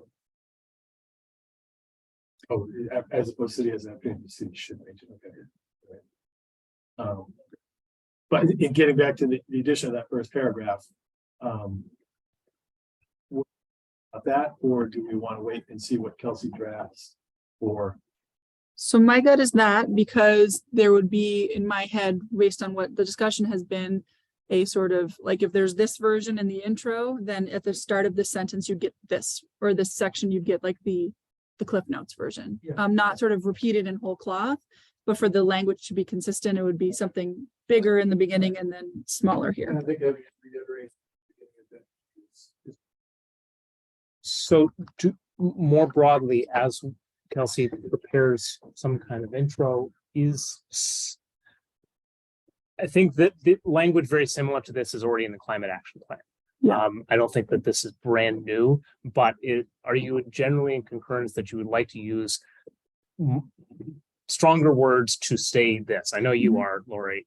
And I know that you want to have the whole commission weigh in on it, but is that sort of some general direction of, as we do a first cut, that you want to see words that are more like this? With that's effort- the general feel. Yeah. Yes. With the emphasis on it being first cut, that like there will be Yep. tweakability and And I changeability. think, to your point, Paul, I think that the climate action plan is a very important document, and this referring to it Mhm. is really important, but as I understand it, comprehensive plan sort of sits above Yep. Mhm. Absolutely. the climate action plan. Yep. And so this is where the big. Right, right. I was only saying that to say this would not be the first time that strong language has already been used. Yes. It's been introduced to the community. That's what I was trying to say. I have a quick question to the We're gonna delete, we're not gonna use obligation. No. Just want to be clear, we're gonna use policy. Policy objective. But go ahead, Lord. just a quick question about logistics. I know Michael was saying that he wouldn't have people sit around in a room and just cogitate. We're looking at his edits here, I was just doing that for Which the is- purposes of, which is fabulous. The question I was gonna have is, could we do something like a Google Doc where we could have everybody's comments on one page? No. And then we could review them? unfortunately, we can't. So we can do that. We could have a live version of what Kelsey is writing right now in your discussion, Yeah. but you each communicating in a Google Doc is a meeting, Oh, I unfortunately. was saying not us. Oh, it is communicating. But it's Sherry. communicating because you're seeing what somebody else is doing and And then, sort of changing your own thing. Okay. And So unfortunately. is there, I mean, Donna, the things she's written, I Yeah. usually do mine not written this way, but it would be awesome if we could be looking at them all together and saying yes, no, yes, no, yes, no to all of our comments instead of having to do this round table. so I think Michael's are up on the screen because we have them and we were kind of going through his, what his comments were. If others had, Can we think about this a little Yeah. bit when we The get to the full process. draft? Yeah. I've got a kernel of an idea here about a way that we can maybe do that. When we get to your 4 meetings of having the full draft, but I'd like to Yeah, talk we with can talk Kelsey about about it. it so that, A way to ease collaboration. Yep. That's absolutely. what we're, visually. yeah, The methodology that I used with an executive committee of about the same number as people was that I had somebody, staff, put the document together and say Laurie and his comment, Duncan, his comment, Donna, her comment, Michael. Then we would see them Mhm. together. We wouldn't see them before we get to the meeting because. Right.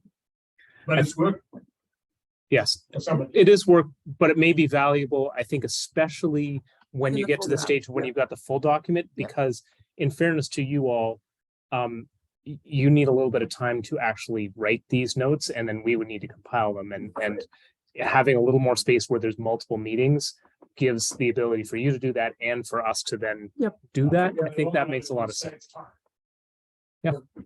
thank you. And obviously, I'm not gonna do what I did then when 6 executive committees couldn't come up with a plan. I said, okay, then do it my way. Or I would say, this plan is the best. Let's All go right. with it. What do But we, you're not- what's you're not next, the chief- guys? I'm not the chief, but it's just a methodology. Page 1, are we good? On energy? Well, at the bottom, under policy objectives, that should be fast track the implementation, not the implement. Of the action, not of the action plan, but the action plan. You can see I was in a bit of a hurry. I thought a statement like that, right up front, before we look at all these objectives, would be helpful. Focus attention on. So I am slightly uncomfortable with that just because there are so many things in the climate action plan that's saying fast track doesn't give direction, and where it sort of does, it edges into it, like starting to migrate over into the like the prioritization that is not necessarily. We're not doing a prioritizing, we're directing everybody else to prioritize. So these things are the climate action plan, the objectives. Yeah. Um, It's also quite hard to fast track many of these. yeah, So. I'm not You can comfortable say with it, but that doesn't mean it's Yeah. gonna happen. That sounds like. Yeah. There's That is- difficulties. They need to be read somewhere.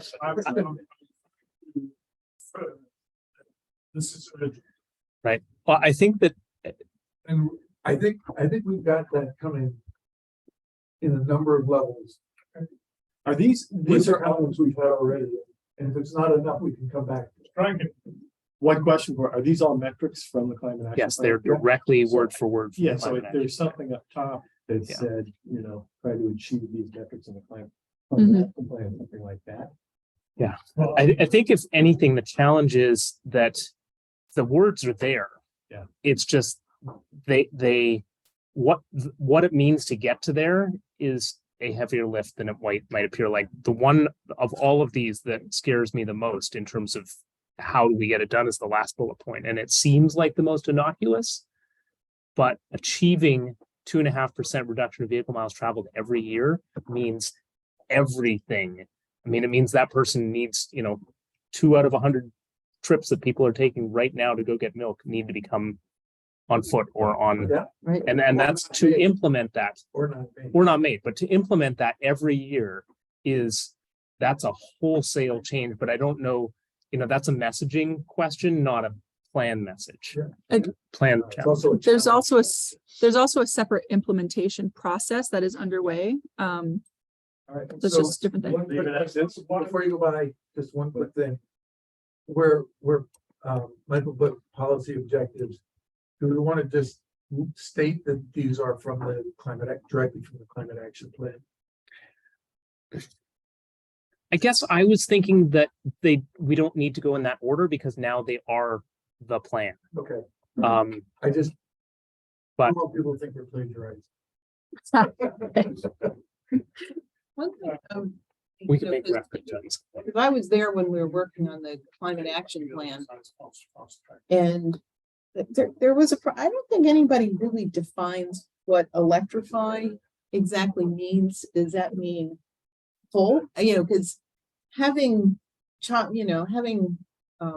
taken measures at my house, I know that fully electrifying is really difficult. There's some things that you can electrify your heat partially. You can do some things, but what exactly are we defining electrify? Does that mean wholesale getting rid of fossil fuels? Because that's a really tough goal for anybody to do as an existing. I know, but well, I know, but I'm working at it slowly, and I can't, and it's gonna take a long time to It get does rid take of, time. because I have.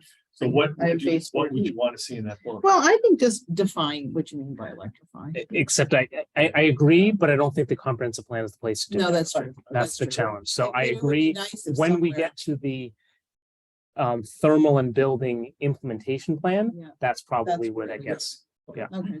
Right. Got it. And there is a strategy to complete the implementation. Page 2, we get a graph on page 2. Wow. well, Yes, And- Michael. I added a bunch of things to that list. The what list? Strategies. The objectives, The objectives. and I changed it. One of the items is municipal operations meet or exceed our proportional share of city-wide greenhouse gas emissions reduction targets. Not emissions targets. I mean, yeah, there are emissions targets. But really, the issue is reducing our emissions. Mhm. It would be nice to be able to say for the last one, improve availability of local energy storage, or instead of just Hold improve. on, no, sorry, let's go back to what Michael was just saying. So Michael, you were talking about municipal operations. You want to put the word reduction in there. Yeah. Their greenhouse gas emissions reduction targets. We're targeting to reduce emissions from X to Y. That's it. Makes sense. Alvin? Mhm.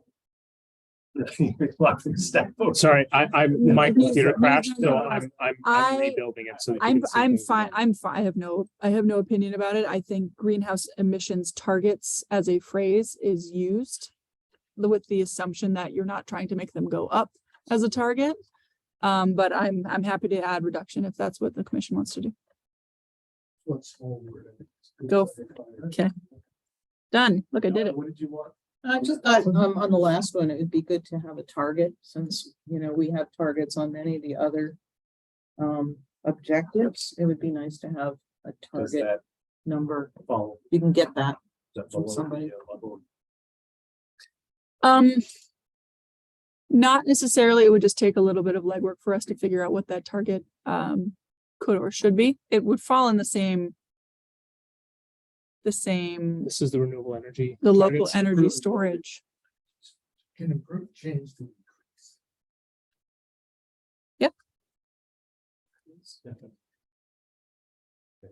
We say dramatically increase.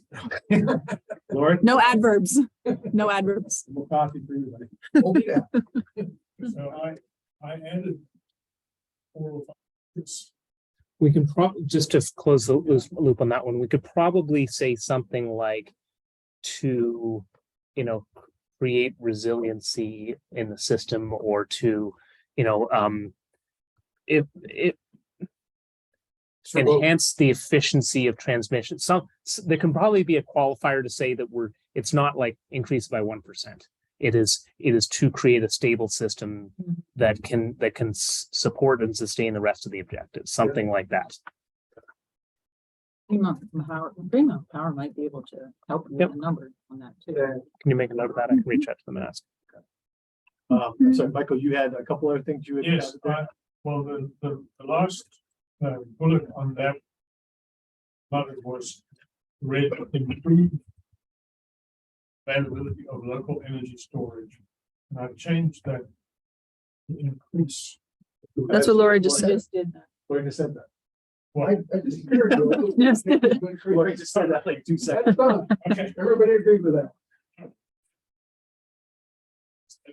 From the climate and which are important also important from a climate action point of view, protecting remaining forest open spaces, remaining meadows, forest grasslands, that's what's written in the plan. Green operations, purchasing and investment policies, it's a city thing. Budget for municipal vehicles and equipment to electrify or become zero emission. Budget for annual electric vehicle charging equipment installation at city departments and during renovation. Aren't those in the Operations. Yeah, are they, okay. They're spread out of the plan. But no, are they in a different section, you said? They are at the level of city operations for the most part. They do contribute to all these things, but what we're doing with a lot of this is taking these kinds of individual actions and trying to lift them up to the more generalized policy statements.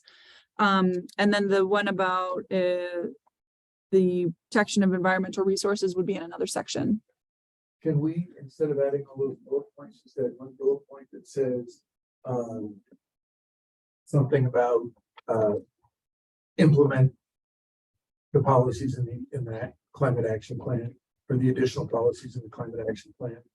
So that's in the first bullet point of strategies. So that's what we put in the strategies: complete the implementation plans, incorporate sector specific Okay. implementation into annual work, implement the high impact actions, and advocate and partner for the sporting action. So the strategy is just reiterating what's above. All the red is Michael's language. Yep. So those are all strategy. They're actually Their actions. actions. So they're not objectives, and they would fall under that first bullet point of the implementation process. That's what I'm saying, that first bullet point picks up. I thought you were saying it Together, repeats that. yes. Yes. What's the difference between them and the preceding ones again? Preceding ones are objectives. In the climate action plan, they're called targets. In this plan, we are calling the first set objectives, and we're calling objectives things that ideally are measurable, but don't say how. So the objective is weatherize 600 homes annually. The strategy, in this case, is to develop an implementation plan, but a strategy somewhere else might be, establish regulations too. One is what are you trying to get to without the how? The other strategy is what are you going to do?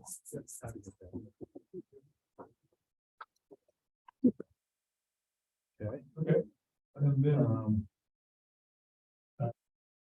so to complete the implementation, I thought we should be more direct with the implementation of those things.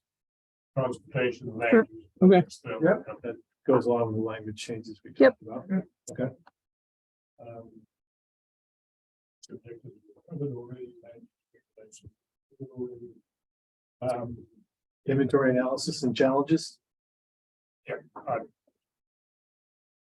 so it would read it a little differently. Many of the strategic implementing. How are you, Michael? On the note, Right, that was a an note to internal you note. all.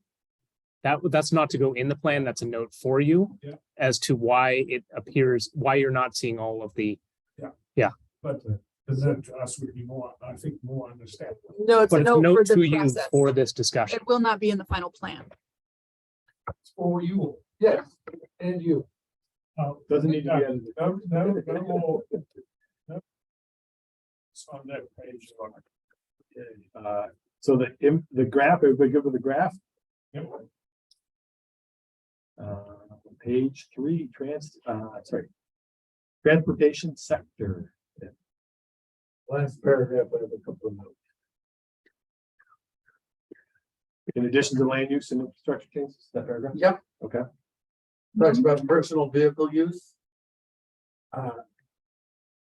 Hmm?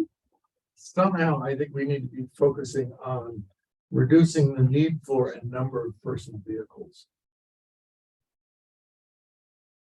That's That's a tough one, but it's, I know some folks who would agree with you, Lori. I know some folks who would agree with me, but, Take away the parking for students at the school. Okay, They're gonna use the electric buses. that's not the Yeah, topic we're talking about. I will, Go along with it and say, given sort of what we're looking at down the road, how do we make personal car travel less convenient and public and or alternate transportation more convenient? so I would say that is in the transportation section. Okay. Thank you. And if you end up disagreeing with that when we look at the full draft, absolutely let me know and we can figure that out. But your point is a well taken point. It was maybe the one of the more difficult conversations that took place in the climate action plan is there's a statement in there about exploring the possibility of reducing lanes of vehicle travel for other pieces. And within the climate action group, that was a contentious discussion, but it is in there. Well, the way our city is currently laid out, not having a personal car is really tough. But what Right. about we live? For the most Right. part, yes. So I'm not saying get rid of people's personal cars. I'm saying recreate the vision that makes it so that people don't need their cars. Right. I think that's maybe where the policy statement is, not necessarily getting rid of people's cars, but Yeah. making it more convenient. I'm not saying, don't- I'm not saying, don't- you can't have your Right, car today. But making it more convenient to choose other modes. Yeah, then you get, but I felt them. Pioneers are running for it. Yeah. And when we get down to the top of the next page, emissions generated by Leahy International Airport. Can we incorporate influence on the airport decisions into this plan somehow? Because the city, I know that Burlington has been the big sister who has been not very interested in what the little sister has to say, but I don't think we can do anything emissions wise, can we? That's completely up to the airport. Yeah, so the biggest thing that we can do related to the airport is continue to engage with them as a partner in some of these things. Primarily in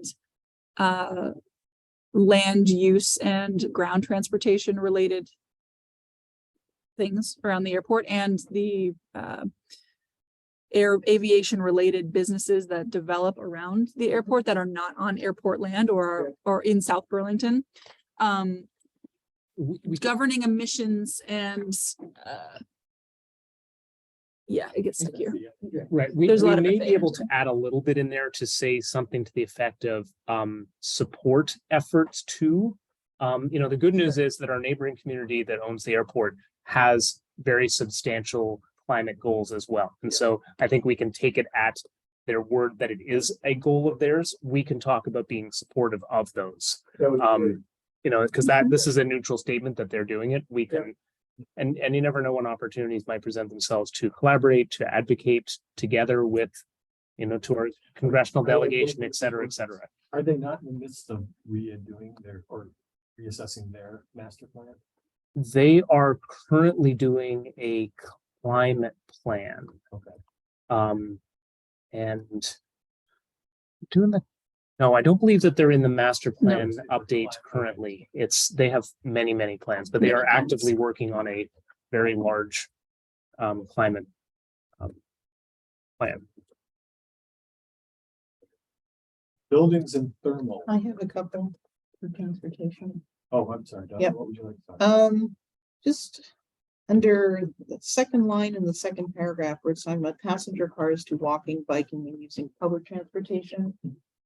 There's one sort of becoming fairly popular mode that we've missed, and that's e-scooters.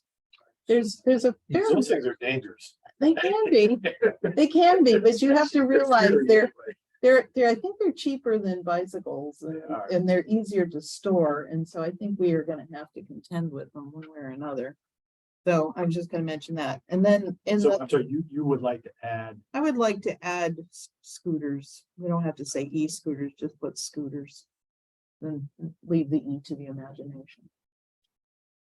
are you okay with that? I don't know where you are.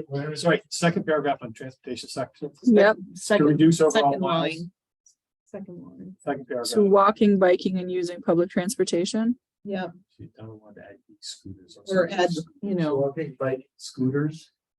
Can I suggest something slightly broader? Yeah, That would be yes. something like an alternative. evolving technology in personal transportation, sounds because That's a great- I the like number that. of different things I see out on Right. the road that I don't even know what the Oh, heck they yeah, are. those little things that people, the wheel, the little single wheel. thing. Right? We don't know what 5 years from now is gonna be. Right, right. Hovercraft, they might have hovercraft in the near future. That's a good way to put it. Yeah, that's a good one. So the other one in the third paragraph, and I'm not exactly sure how to say this because it says that we have included adopting updated cross sections for new highways, for new roadway construction. And so these are all things that we have done, which is great. The last line says increasing funding for fog line striping. Fog lines striping. It says for lane striping, so I guess it's the same thing, but. I don't see fog. What would cover more than just fog line. Where are you? The city has taken important steps to begin this community-wide retrofit in recent years, including adopting upgraded cross sections for new roadway construction, passing penny for paths ballot initiative, blah, blah, blah. Increasing funding for lane striping. It says for lane striping, so that's pretty generic, but specifically what we're, the extra budget was for fog line striping. Yeah, but I think that's a level of detail. That's probably- What's a fog line? Oh, It's showing where the bike path is, so that cars don't take the whole lane and just wipe you off the planet. You know, it's like those fog lines are really significant in protecting your space on the road if you're a biker. Fog lines. It's also what EVs use to stay late. Yeah, I mean, they have some I significant, guess it's also easier to know where the roadway is at night. I don't think it's a level of detail that's required to change, but if, You could say lane and fog line striping. I would be willing to bet almost. But we all- That has no idea. I would leave it. Yeah, leave it. Okay, as lane is. striping, Yeah. okay, that's fine, but because here's, lane striping is the higher and fog line is okay. a specific, was So- one of the stripes. Okay, I was just making sure I'm understanding. That's my main point, and this is the thing that we haven't done. So those are all things we have done, but I'm not sure that we haven't really done what Burlington has done and really addressed putting roads and intersections on a diet. which is to really decrease the lane widths, improve intersections to make it safer for pedestrians.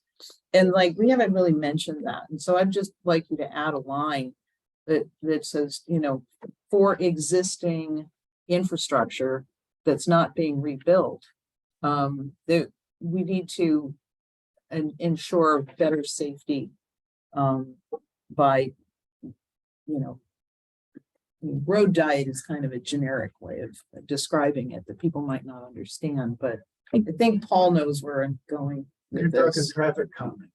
No, it's more like more rethinking the way in which the curb to curb is considered and prioritized. So, you know, it might be in some places putting in, like on Paul Street, a little narrowing so that a vehicle goes down that road more slowly. Yeah. Or it might be saying, oh, we've got 4 12-foot lanes, we could do 4 10-foot lanes, and we've gained enough room for a bicycle on each side.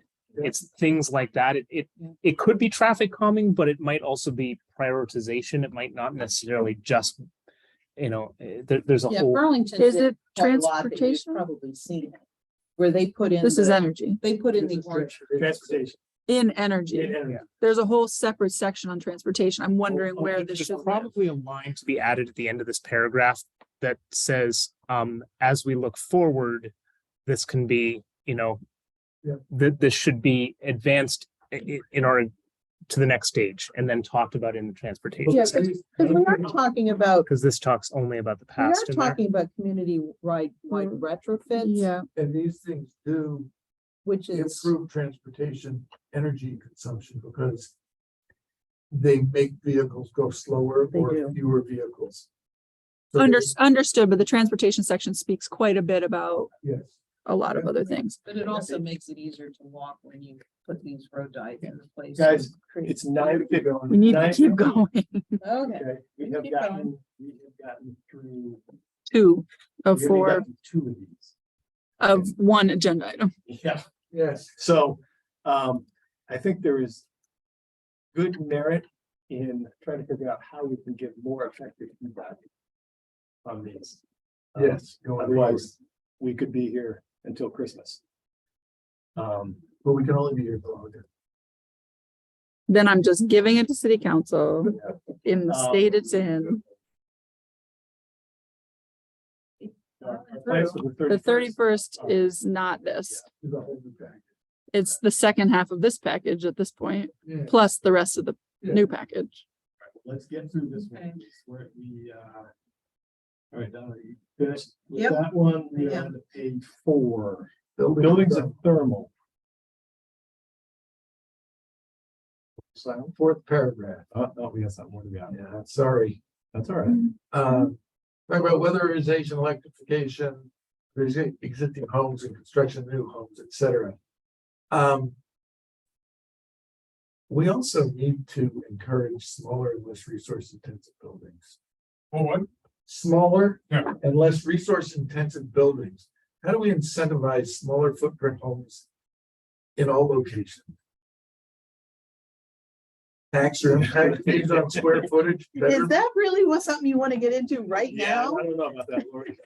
It's like, That- that's That's a a hard- whole evening's conversation right there. But I'm just saying, yeah, wait till, we're in that section that's talking about homes and I think, again, Lori, you're asking about something that I think a lot of people. you feel the arrows coming. Completely disagree with you, but I know, we speak for the whole city. I know that too. Um, So I'm, I don't think that's a conversation that we can really have right now. Yeah, I don't think so. I mean, I'll I'm leave not it- sure how you could distill that down to a sentence. I'm not sure that you could. I'll In leave the that- housing section, there is a discussion about variety of housing types and missing middle. And I know that that's a broader statement, but part of the missing middle is that we see 4,000 square foot single family homes and 1,200 square foot apartments and nothing in between. And so it's about types, but it's also about scale. there's probably an opportunity there to talk about from both an energy and affordability perspective that we have not built anything like what's in the Chamberlain neighborhood for 40 years. Yeah. Well, not, there's been a handful, but not many. Or the Kirby cottages. Right. So that's the one that has been done. You know, I mean, it's just. Yep. It's just, How do you incentivize that? well, that's what I was asking, what could be done, and can it be done by, I mean, you talked about. Foregoing impact fees for a daycare center. Is there a way that a smaller square footage home gets a lesser impact, you know, square foot per bedroom ratio gets better Yes. priority than, I have some very specific ideas that I'd love to talk with you offline about. okay, Because I think that there are some great tools out there that can be done to do that. And some of them we've actually implemented in the TND. Okay. It doesn't force anybody to do anything, but it does create incentives. create incentives, I mean, When you say. But you could, on the same footprint as a single family, you can have well, a new I'm talking about the square footage, actual living space. living spaces of people's domiciles. Okay. Probably. That's something.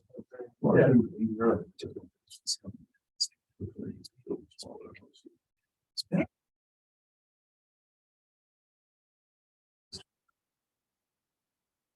We're not here about. Not yet. Given the, Milton Glacier, we may be further from that. That's right. Page 4, is there anything else on page 4? Buildings and thermal?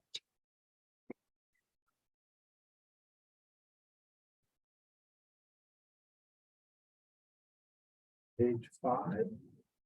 They talk about with the climate action plan. And either approach on its own will likely achieve the magnitude of conservation and electrification enumerated in the CAP. Is there anywhere that we talk about community awareness programs and maybe competitions or to support community involvement in transformations? Ways that the community can be energized or incentivized to be thinking about this stuff. It is talked about a little bit in the climate action plan. Broadly speaking, that is a thread that we're trying to have come throughout the entire plan, not just on the subject of energy. I think this is something you talked about in your first meeting of that change really means neighbors knowing each other and talking with each other. So that is a thread that we're trying to carry through the entire plan. Let us know if we're being successful in that. Okay, So keep your eyes peeled on exactly that subject.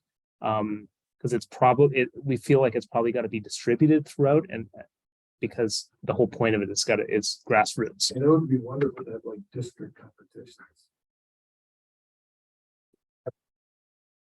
District that has the biggest impact has some. That's another project. Yeah. Not it. I think it's great. I mean, we suffer a lack of good architectural design. Okay, where are we? We are on page 5 of energy. Okay. Or energy use by city government, energy production. Right above city government. Talking about commercial buildings. Representing 18%. Again, is there a way that weatherization could be incentivized by no permit fees for projects that are specifically designed to reduce energy costs or something of that nature? I think these are all options and these are all great ideas. I think they are, if you're looking at sort of where the plan lives, the plan's up here. Okay. You're giving a lot of great ideas that live down here, not down, Yeah. different.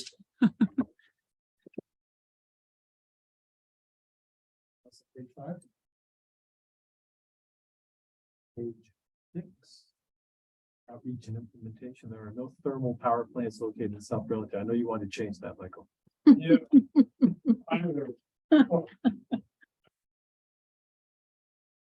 say. Which Actually, I thought that had to do. with That's the wind. Yeah, that was, Yep, yeah, sorry. that's wind. There is a. That's statutory. They addressed Yeah, one of Are we talking them. about wind? Did we talk about that? Is that why that sentence is? Yeah, yeah. It is from the previous plan. Said It was without- the 16 plan. That's. A lot of them down in Addison County that are doing just great. But if you look at They're the wind, near if the you look lake. at the wind maps for Chittenden County, it's not very promising. And all that sentence says that is limited.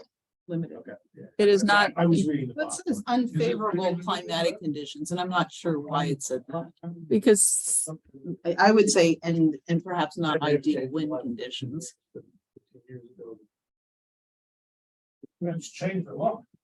Much more wind now. What's 15 years ago, particularly in this here. no comment on that. Let's keep Keep going. going. Yes.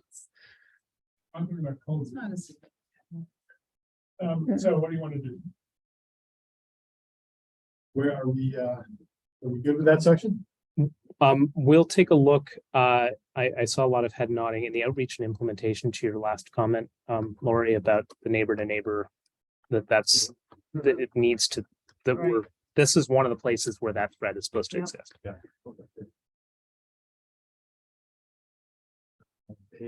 Okay, that was page 6 on economic resilience and prosperity. Do we have another section in this? Can we suggest a No. game plan for the rest of your night here? Go ahead. So you've got some future land use elements in this packet. Mhm. We would recommend that it's 9:20 now. Why don't you push that discussion to next week, The- Land use the type. land use we talked stuff about it, yeah. to next week? That will probably mean that there might be a special meeting somewhere in June. Because this probably won't be the only time that you get a little bit behind. Mhm. We don't want to lose the schedule, but we also don't want really tired people working on the plan. You guys maybe get through this and then decide if you're ready to talk about policy priorities or not. If not, we'll put that on next week too. That one has to be done by June 15th. So right now we have the economy and then we also have water and utilities. Yes. Okay, we get through both of those and then talk about policy priorities. I think if we, accepting that I understand there are edits to be made about shortening and clarifying and strengthening language, we don't need to talk about that anymore. So if we just limit it to purely policy thoughts, Mhm. I think we could keep moving at a pretty good clip. So economic resilience. and prosperity. First page.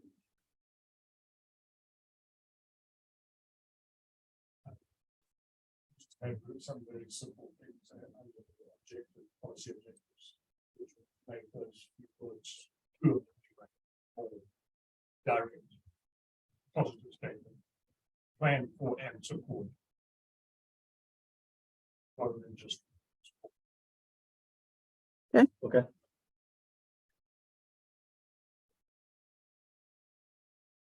Strategies. Anything on the strategies, folks? I want an objective one. Okay, Don. Just a slight addition where the fifth one, it says be a leader in regional planning for economic growth centers, comma. I wanted to add live work communities. Because we never really talk about, places where people live and work both, not in separate places. Objectives. Objectives.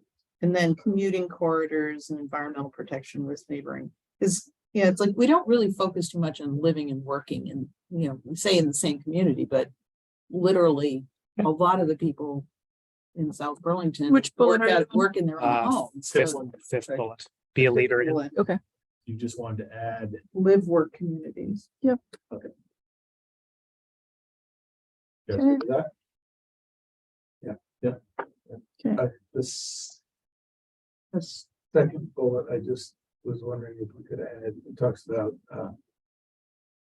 local business, appropriately scaled local business growth. Mhm.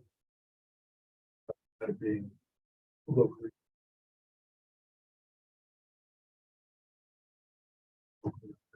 Well, there's actually that's a separate point, number 6. I was gonna change the wording on that one a little Number bit. 6 was about BIPOC and Yeah. all genders. Well, but I was gonna say increase business ownership, comma, including members of underrepresented groups, including BIPOC, all genders and all ages. So, Do you want to So say it's- increase local business ownership? yes. Add the word local in there? You can do that. No problem with that. So then it's more, Done. it's more all inclusive that way. And the one above that, I was just wondering if we could use a different word besides growth. The second one? Become a, Or no? leader It's regional planning economic for economic growth centers. I'm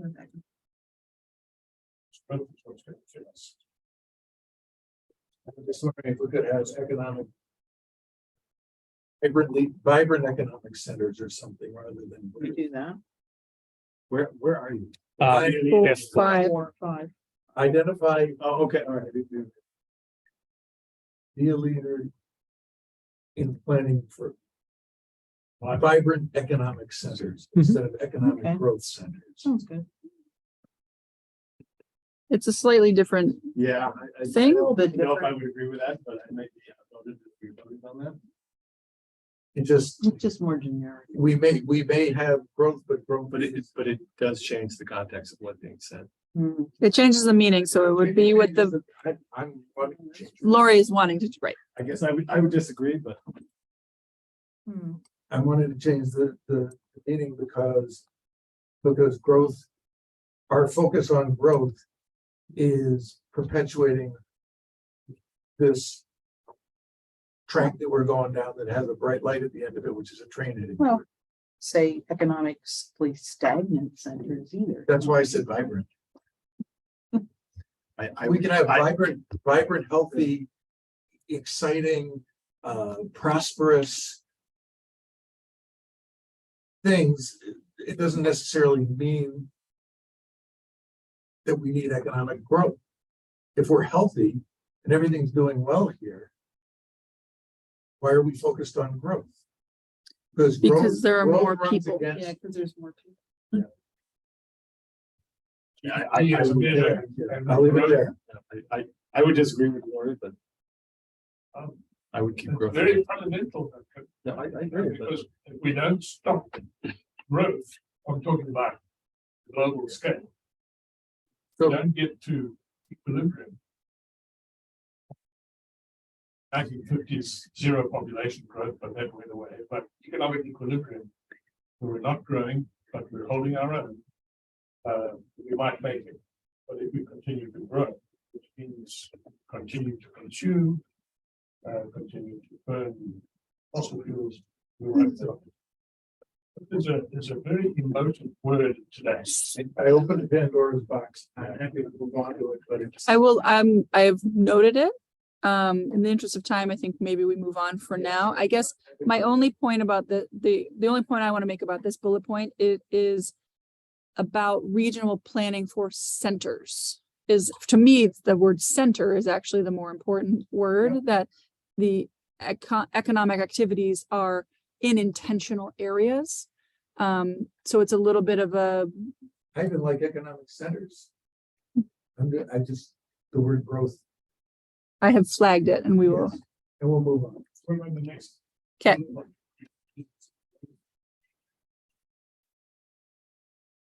Could be low, right? Green technology does need to grow. Yeah. we're going back on you. Michael, I would, It's not economic growth, it's No, just technology growth. no, I get that, but I'm okay with growth of green technology, if it's local or not local, because yeah, either way. Yes, yeah. I think the pedestrian scale on that line, that's an overly used term. I was thinking something like, and urban style retail food service or something like that. Just because we overuse pedestrian scale in the document. So, legally speaking, coming from my personal background, if you mean the same thing, you use the same phrase. So while there are things that may appear repetitive, it's because you mean the same thing. And it is not a stylistic point to say something different if you don't mean something different. But what is pedestrian scale retail? I don't understand. So like not a big box store. Yeah, I like, Oh, something you walk to. I like pedestrian scale. Okay, all right, Okay. I'm fine with it. I just didn't know that's what it meant. Okay, are we good on the objectives anymore? Strategies? Oh, So I'm down to strategies number 1. Mhm. Explore the option for state designations in city center, including conversion of new town centers designated downtown. I love city center. I think it's awesome. And way South Burlington is laid out, it feels to me like we really need more than one downtown. So that's sort of what this is even going towards. So what this is talking about is there are statutory designations that the city can apply to the state for. And when you have these designations, you get certain things with it. Yeah. Currently, we have a new town center here because there was nothing here. Yeah. This is about exploring the options to convert this to a designated downtown, which then would potentially free up the ability to have other designations, Shelburne Road or somewhere else, like other places that could have the same state level program applied to it. So just working through that sort of state system to our best advantage. Beautiful. And just to add one more sentence to that, right now, we cannot have more than one designation. That's a state Legally, statutory thing. However, we are already actively working with the legislature and our others to convince them that there needs to be others. So this is part of that second bullet is explore designation, explore options for. Yeah. That's what that is, Okay. is they don't let us do something else. And we're pushing. So that's talking about different city centers. Yeah. Down So there. somewhere else you'll see in the future land use discussion, there's a discussion about nodes of activity along Shelburne Road. Mhm. And that's where that would come in, because I don't know that Shelburne Road is one. It might be more than one focus of activity in order to really make it a. State map showing neighborhood development, Yes, which is wider than city center. yes.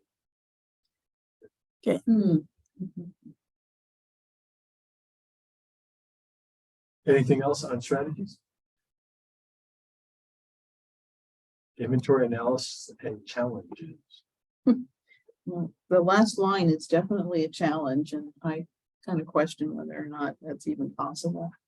Economic growth must be accessible and available to all members of our community and must not disproportionately negatively impact any group or If area. you have any kind of growth, it tends to do that. It tends to negatively impact, like, I was just thinking, for example, But it's not saying don't be negatively impacted, saying don't be disproportionately negative to any group.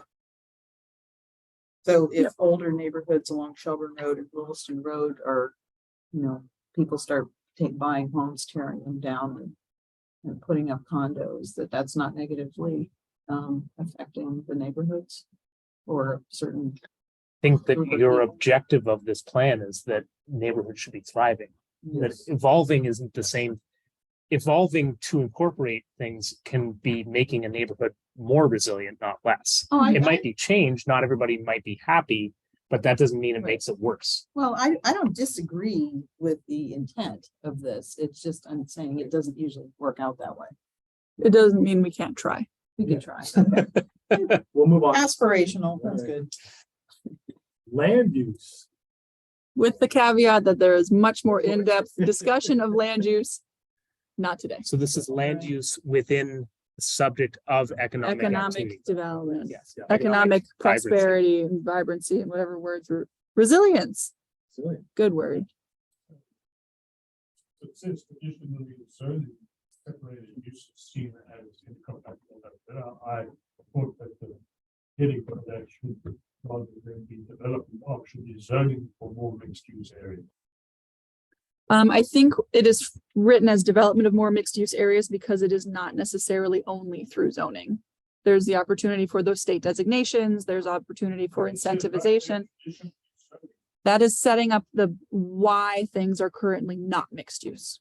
That zoning has kept them separate and that zoning is one piece of the puzzle that we discuss other things to possibly create more mixed use. Legal discussion. Yeah. The use of the word zoning is setting up,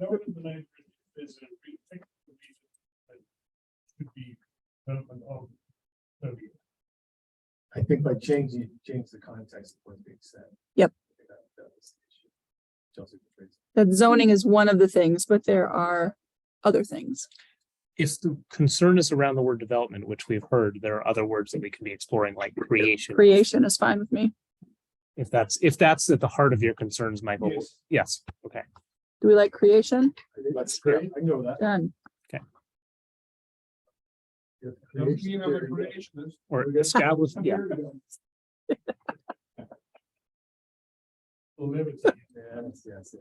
All right, so page 2, we're going through page 3. So some of this we may move over to land use in the end. This is, Yep. it's a little heavy in this, but the big policy discussion here is areas that have been exclusively commercial have some opportunity to integrate housing. And that's something you talked about this past year. This I see as being, like the first time that the comprehensive plan in 1980 says we should establish the city center. This is the beginning of saying that, with limited exceptions, the airport and maybe a few other places, that our objective is to be a mixed use community generally. So it's setting the stage for a lot in the future. So I just wanted to flag that for you. City center, transportation, land use connection, Burlington International Airport. The city center one, it was just something in reading that, it kind of bothered me because the vision of high quality employment and kind of the development that we currently have in city center, they don't quite go along. And I'm just wondering, does that mean we're going to focus on trying to develop different types of buildings in the future of city center that will, when you talk about high quality employment, I sort of think either highly technical employment or highly professional employment, neither of which we're really focusing on in current development. So there's something I would just make sure that we're all on the same page about. City center is much larger than the new development that's right next to including this building. Right.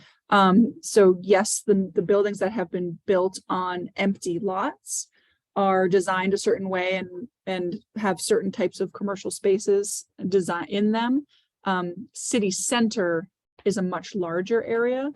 That includes areas like San Remo Drive that has some medical offices and things. It includes getting over towards the University Mall and Williston Road and places where there is opportunity for revitalization that could So include it's a lot of that stuff. aspirational, these are, The whole thing this is is an this. aspirational. There's also will be some of this discussion and certainly more discussion about the future of city center will be in the land is in the what you saw from the land use. Yeah, that was just something. I Types. just wanted to clarify. Affordable commercial spaces, there are not a lot. Mhm. That is I just wanted to point out, this is a point that was raised at the economic development, I don't even remember what the title was, the economy, public community conversation. As we develop things like the new commercial spaces in the new buildings, as redevelopment happens, as things, there is a risk of gentrification. And that there are a lot of marginal businesses, BIPOC owned businesses, small locally owned businesses that exist in this area, and we should continue to encourage that kind of business ownership and development and not have it exclusively be large, expensive commercial space. Right. Then along that line, there was a woman who has some kind of restaurant business, and she was wondering Why she couldn't have a residence as part of that commercial building. And she said the code, zoning didn't allow it.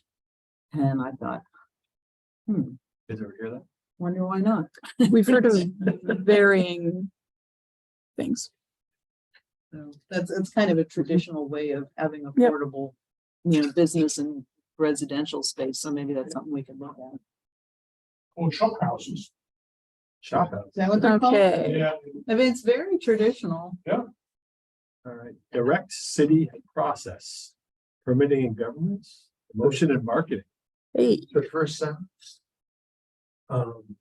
paired with more flexible and nuanced zoning. I would like to, this is ways to streamline, simplify, modernize permitting. Mhm. Can we also add there, and design permits and fees to support and incentivize desired land use pattern?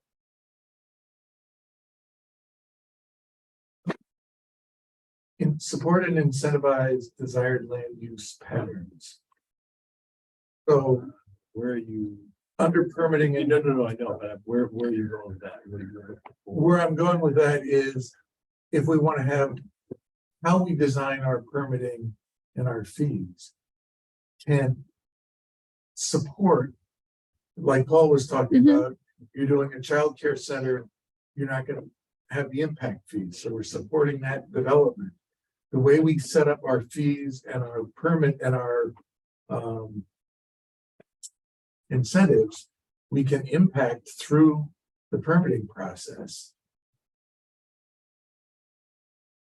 how areas are developed. I think you could say what is developed. I think it's a little stickier to apply different permitting fees to different areas without other justification. So like I think you're- charging a fee, I was talking about Okay. uses. Talking about it, so that a locally owned business permit will have a Mhm. different set of fees than a national store coming in wanting to go in the same space. How do we make it so that it sort of not only levels the playing field, but makes it, can we use permitting and fees as a vehicle for incentivizing desired use patterns? So yes, use patterns, trickier when we talk about who owns. the individual owner of the use. Yes. So, we could incentivize Childcare. store Childcare. childcare, or we could incentivize retail under 10,000 square feet. Right. It is Okay. much harder from a regulatory perspective to then say, and it has to be locally owned. Yeah. We could have a municipal grant program that Mhm. is not regulatory that says, any local business that wants to start up gets X dollars. There's things to do it that way. Yeah, we can think about that. I think some of this is a land use discussion, not economic activity, but I hear what you're saying also that I just didn't know whether that could be added in there so that we're talking about how to support the land use patterns that we're wanting, whether it's stores under 10,000 square feet, et cetera. I just thought that line might be in there so that people are thinking about how do we set up our permits and fees so that we accomplish what we're looking for. I'm going to make a note of it. My gut is that there is actually better logical space for, you can talk about permitting in more than one place. And it might be a more logical discussion to be landed in the land use. Okay. Okay. Motion and marketing. Good there. We mentioned growing cluster of green technology businesses and promote further growth in that sector, Michael. and No, I'm pointing that out. which one? The last sentence in that paragraph. You would ask about growth of green technology. What that be for? Yes, yeah. Page 5. Good. Housing, let's see, economic, housing, childcare, education and training, all important things.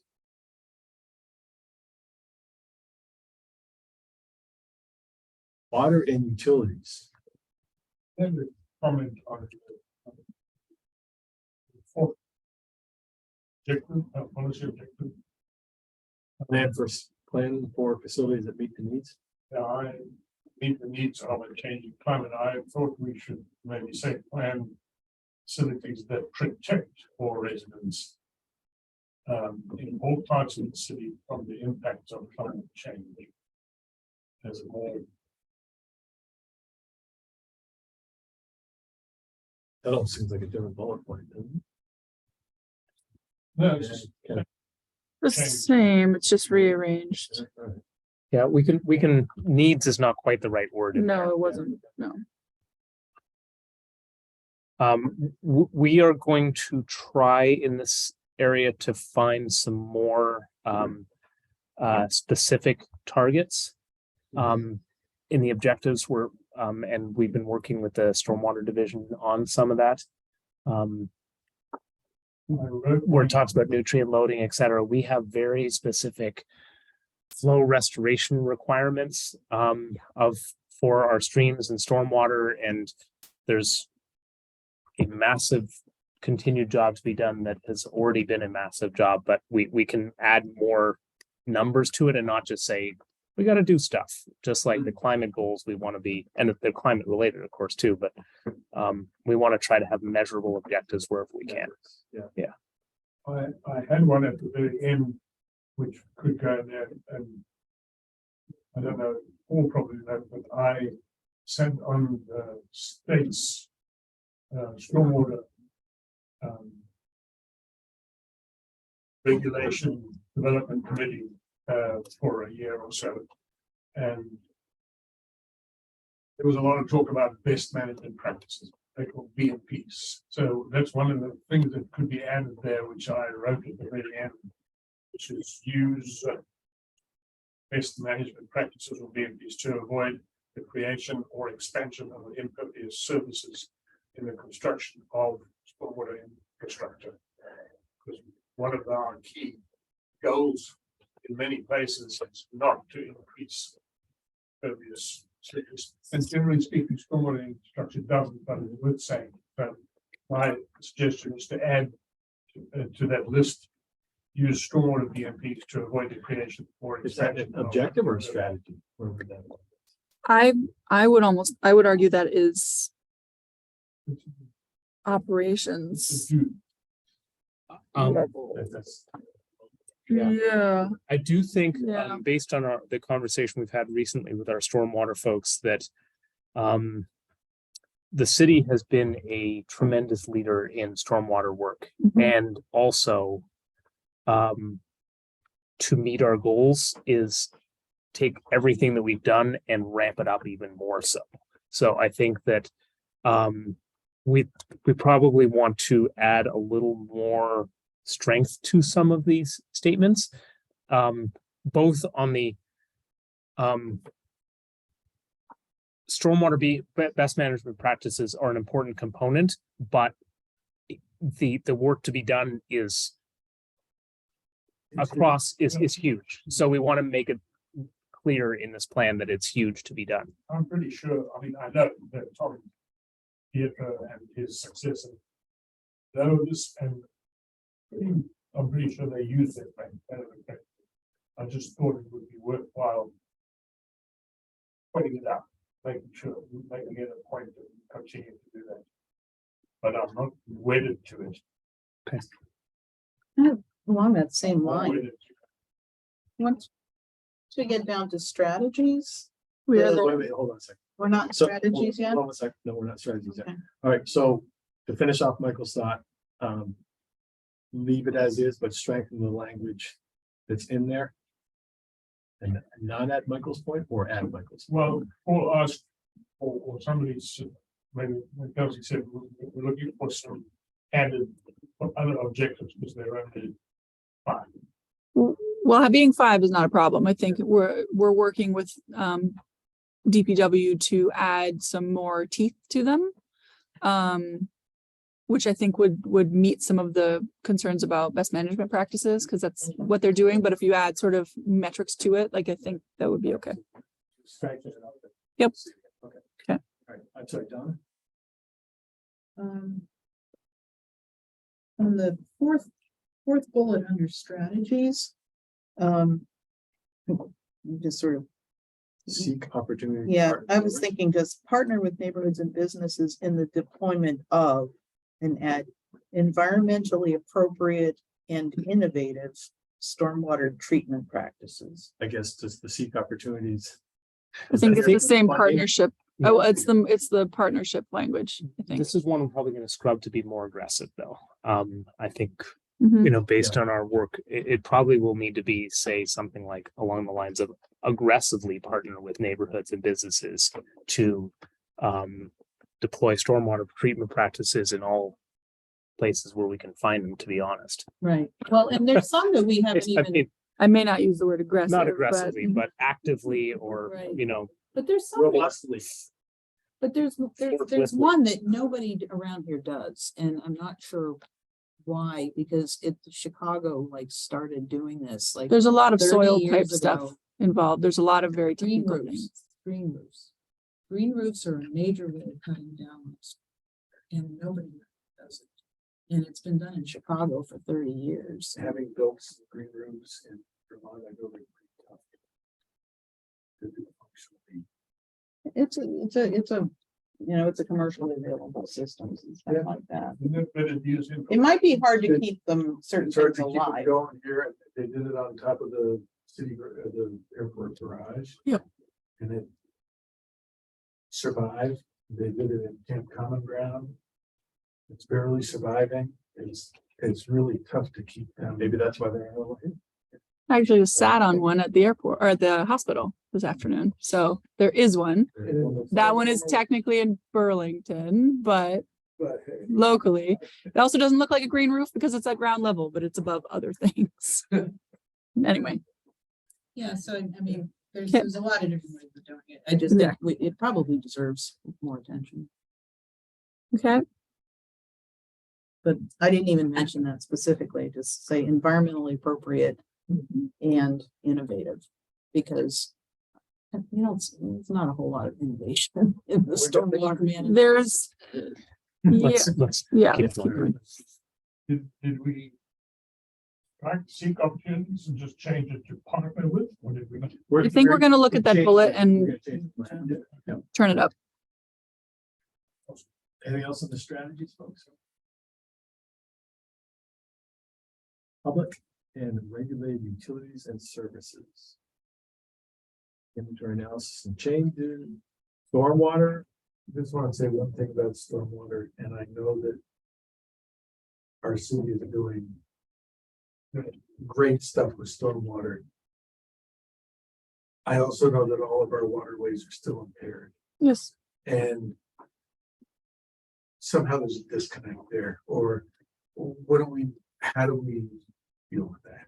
Yeah, that's That's what we're exactly what talking we about. want to be ramping up. What we want to discuss more, having talked with our stormwater folks about that is that we have been a massive leader, and the work to be done is that and more, Mhm. right? And so celebrating and also acknowledging, like, you can be a leader and still, Yeah. you know, And that there are waterways. Yeah, and they're working on a little bit of language to similar effect. Because there's one.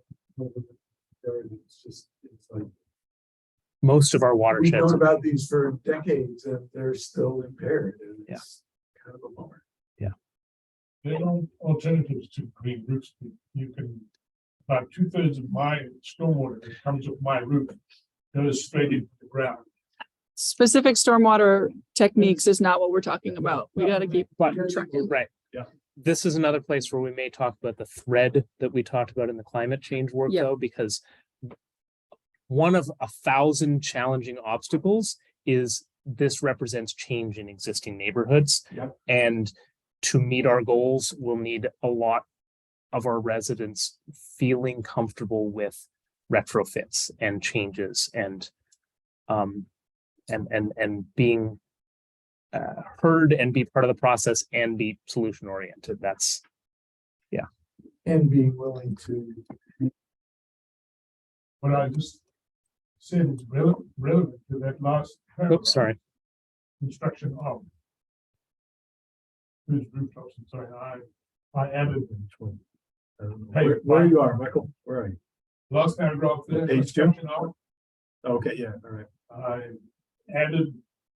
After sidewalks, I added paved, bike and shared use paths, etc. Prevent. stormwater from soaking into the ground, increasing the amount of flow of chemicals from the surfaces into local waterways, Gloria's point. And failure that stormwater management system exacerbates flooding and inadequate stormwater treatment increases pollution, water pollution. You added all of that to that paragraph. That's Or not a lot. It's, I added also stream flows and velocity, because we know that velocity is one of the biggest ways in which our watersheds are degraded.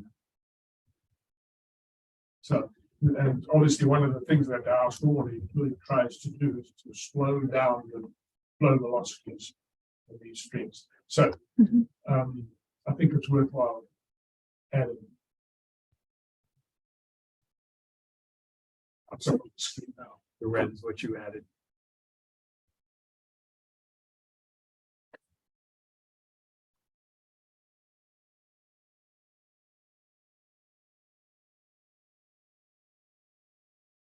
So I don't want to get into very specific things, but changing as to is in the last sentence does change the meaning of the sentence. So I just wanted to flag that for others' review. Which one? Minimizing impervious surface as appropriate is different than is appropriate. I just want to, I know it means one is definitive and the other is maybe. it's not maybe, it's context or Context. specific. I understand the context. Specific. Me. Leave it as is. As is. If people are okay with the other changes Michael made there? Yes? Okay. Donna? Fine. Yeah, okay.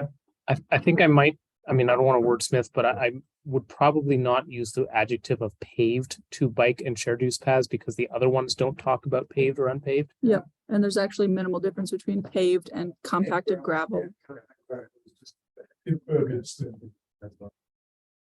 Well, that's the That's word in front of the parentheses. previously It's defined. impervious. Like, shared use paths.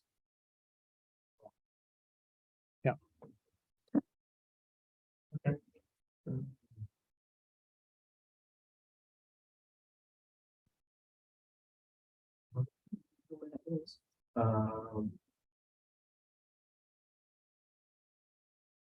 Sorry, guys, I flipped around. Bottom of page 2 of utilities. Okay, all right. Well, wait a second, bottom of page Oh, two. page two. And unsaid in there, of course, is that our transportation goals might sometimes All right, come into conflict with our impervious surface goals. And that's, Right.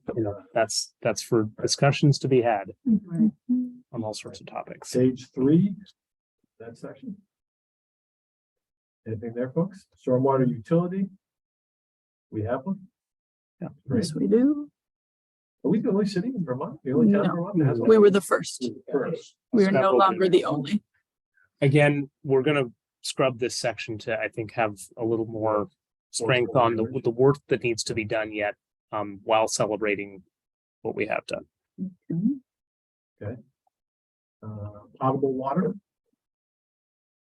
Inventory challenge, inventory analysis and challenges, water distribution system.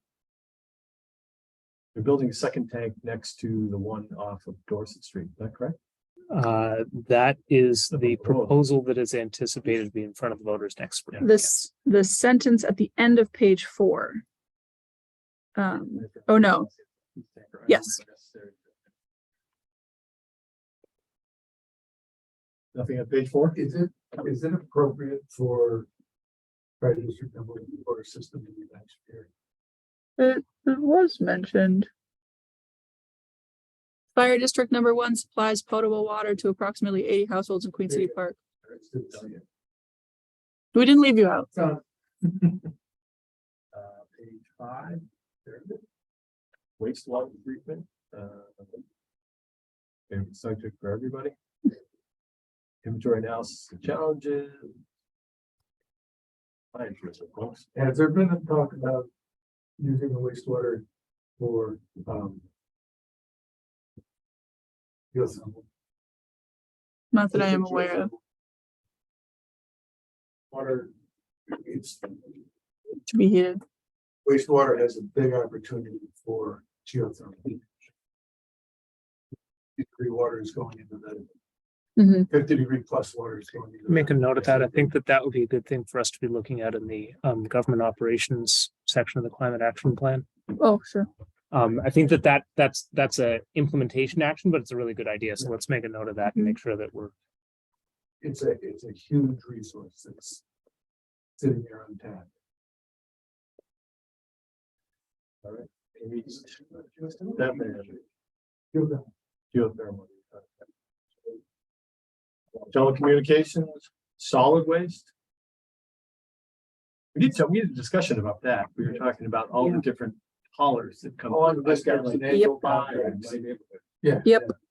But That, what do you do there? How do you- that is 1, 2. We're limiting free enterprise. We tell them 5. everyone's gotta do the same thing. Oh, I was gonna ask Our Lori to, neighbors.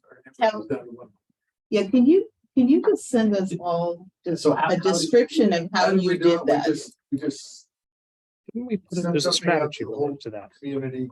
Yeah. Said we would like to get. there's only one Jesse truck coming wanted it in the more. neighborhood Instead of 6. Yeah. Yeah. And Whoever gives us. the we went best around deal. and did an RFP. Yep. And presented to everybody, and everybody switched. Did For a you? while, there were 2 haulers for 2 houses. Yeah, and then, but can you just put hauling districts in annual contracts, 1 hauler per district? So what we said here, seek opportunities to improve efficiency and lessen impacts of solid waste hauling on quality of life and greenhouse gas emissions. I think that That's the says strategy that towards the top. in, without giving to a specific Right. thing, because there's a lot of different What things you that might guys be did done. would be Great for other neighborhoods. to know. Absolutely, yeah, I Right. guarantee you, nobody might. Try to do it with propane, but it hasn't happened. Still get free Right. propane. Yeah. trucks. Right. Or- But there might be an opportunity with a lot of condo associations to do exactly that. Where there is an organizing structure, maybe some of them already do it, but I don't know if South Point where Fran lives does that or not, but they've got an opportunity. There's a coordinating form to them where they can make a collective decision like your Yeah, Ridgewood is self-managed, we have one hauler. What you just talked about. You guys have an HOA, you have an HOA, though, don't you? Yeah, so that.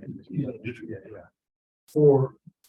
For what you got written in, which is pretty generic, is there a way to recommend having hauling districts or something to more specific that says I think that it gets a little far into, implementation? yeah,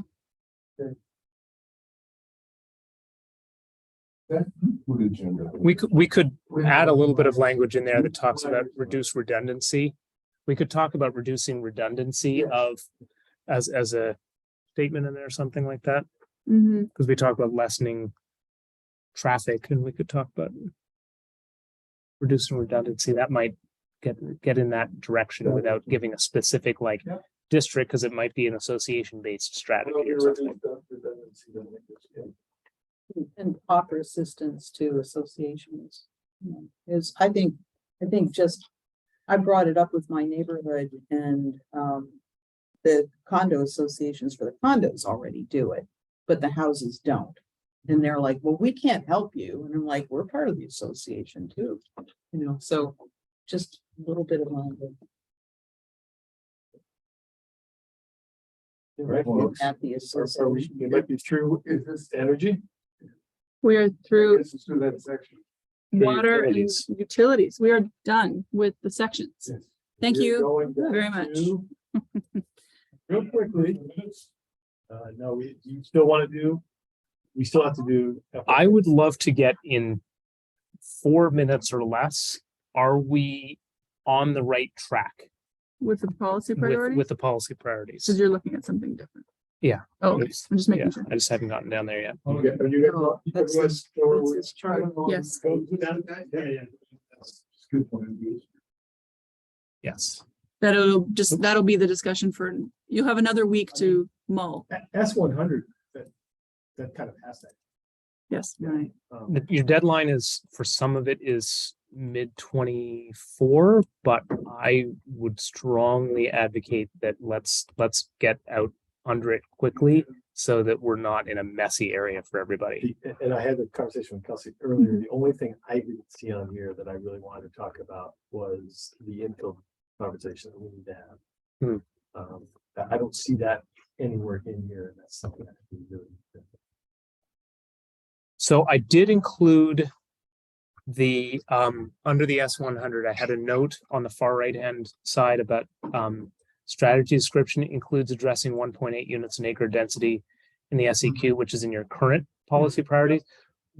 I could add another, to me, it's a related conversation to S100. There's the legal minimums, but that really sort of creates, what do we want to do for our community? So if you're comfortable as a commission of adding something like, or do you think more at the planning level? I'm thinking at the planning level. Okay. Per the gentleman who came and gave us the request last meeting. That's a conversation we've kicked down the road a number of times, and I think that we really need to have it. Do others agree that that's something, addressing what infill means to our community and what it means to do it in the context of thriving neighborhoods? Absolutely. Yeah. Okay. It's an important one. It's a big one. Feel free to take things off the list too, if you want. So. Okay. That's Yep. We'll give Does you not need to be for approved today. action sometime before the council needs it by June 15th. So we have 2 meetings. So we got a couple meetings in here. I just wanted to see broadly in a couple of minutes, was there anything that was massively missing? But I know it's 10 o'clock at night, so please don't feel like you need to cram for a test here.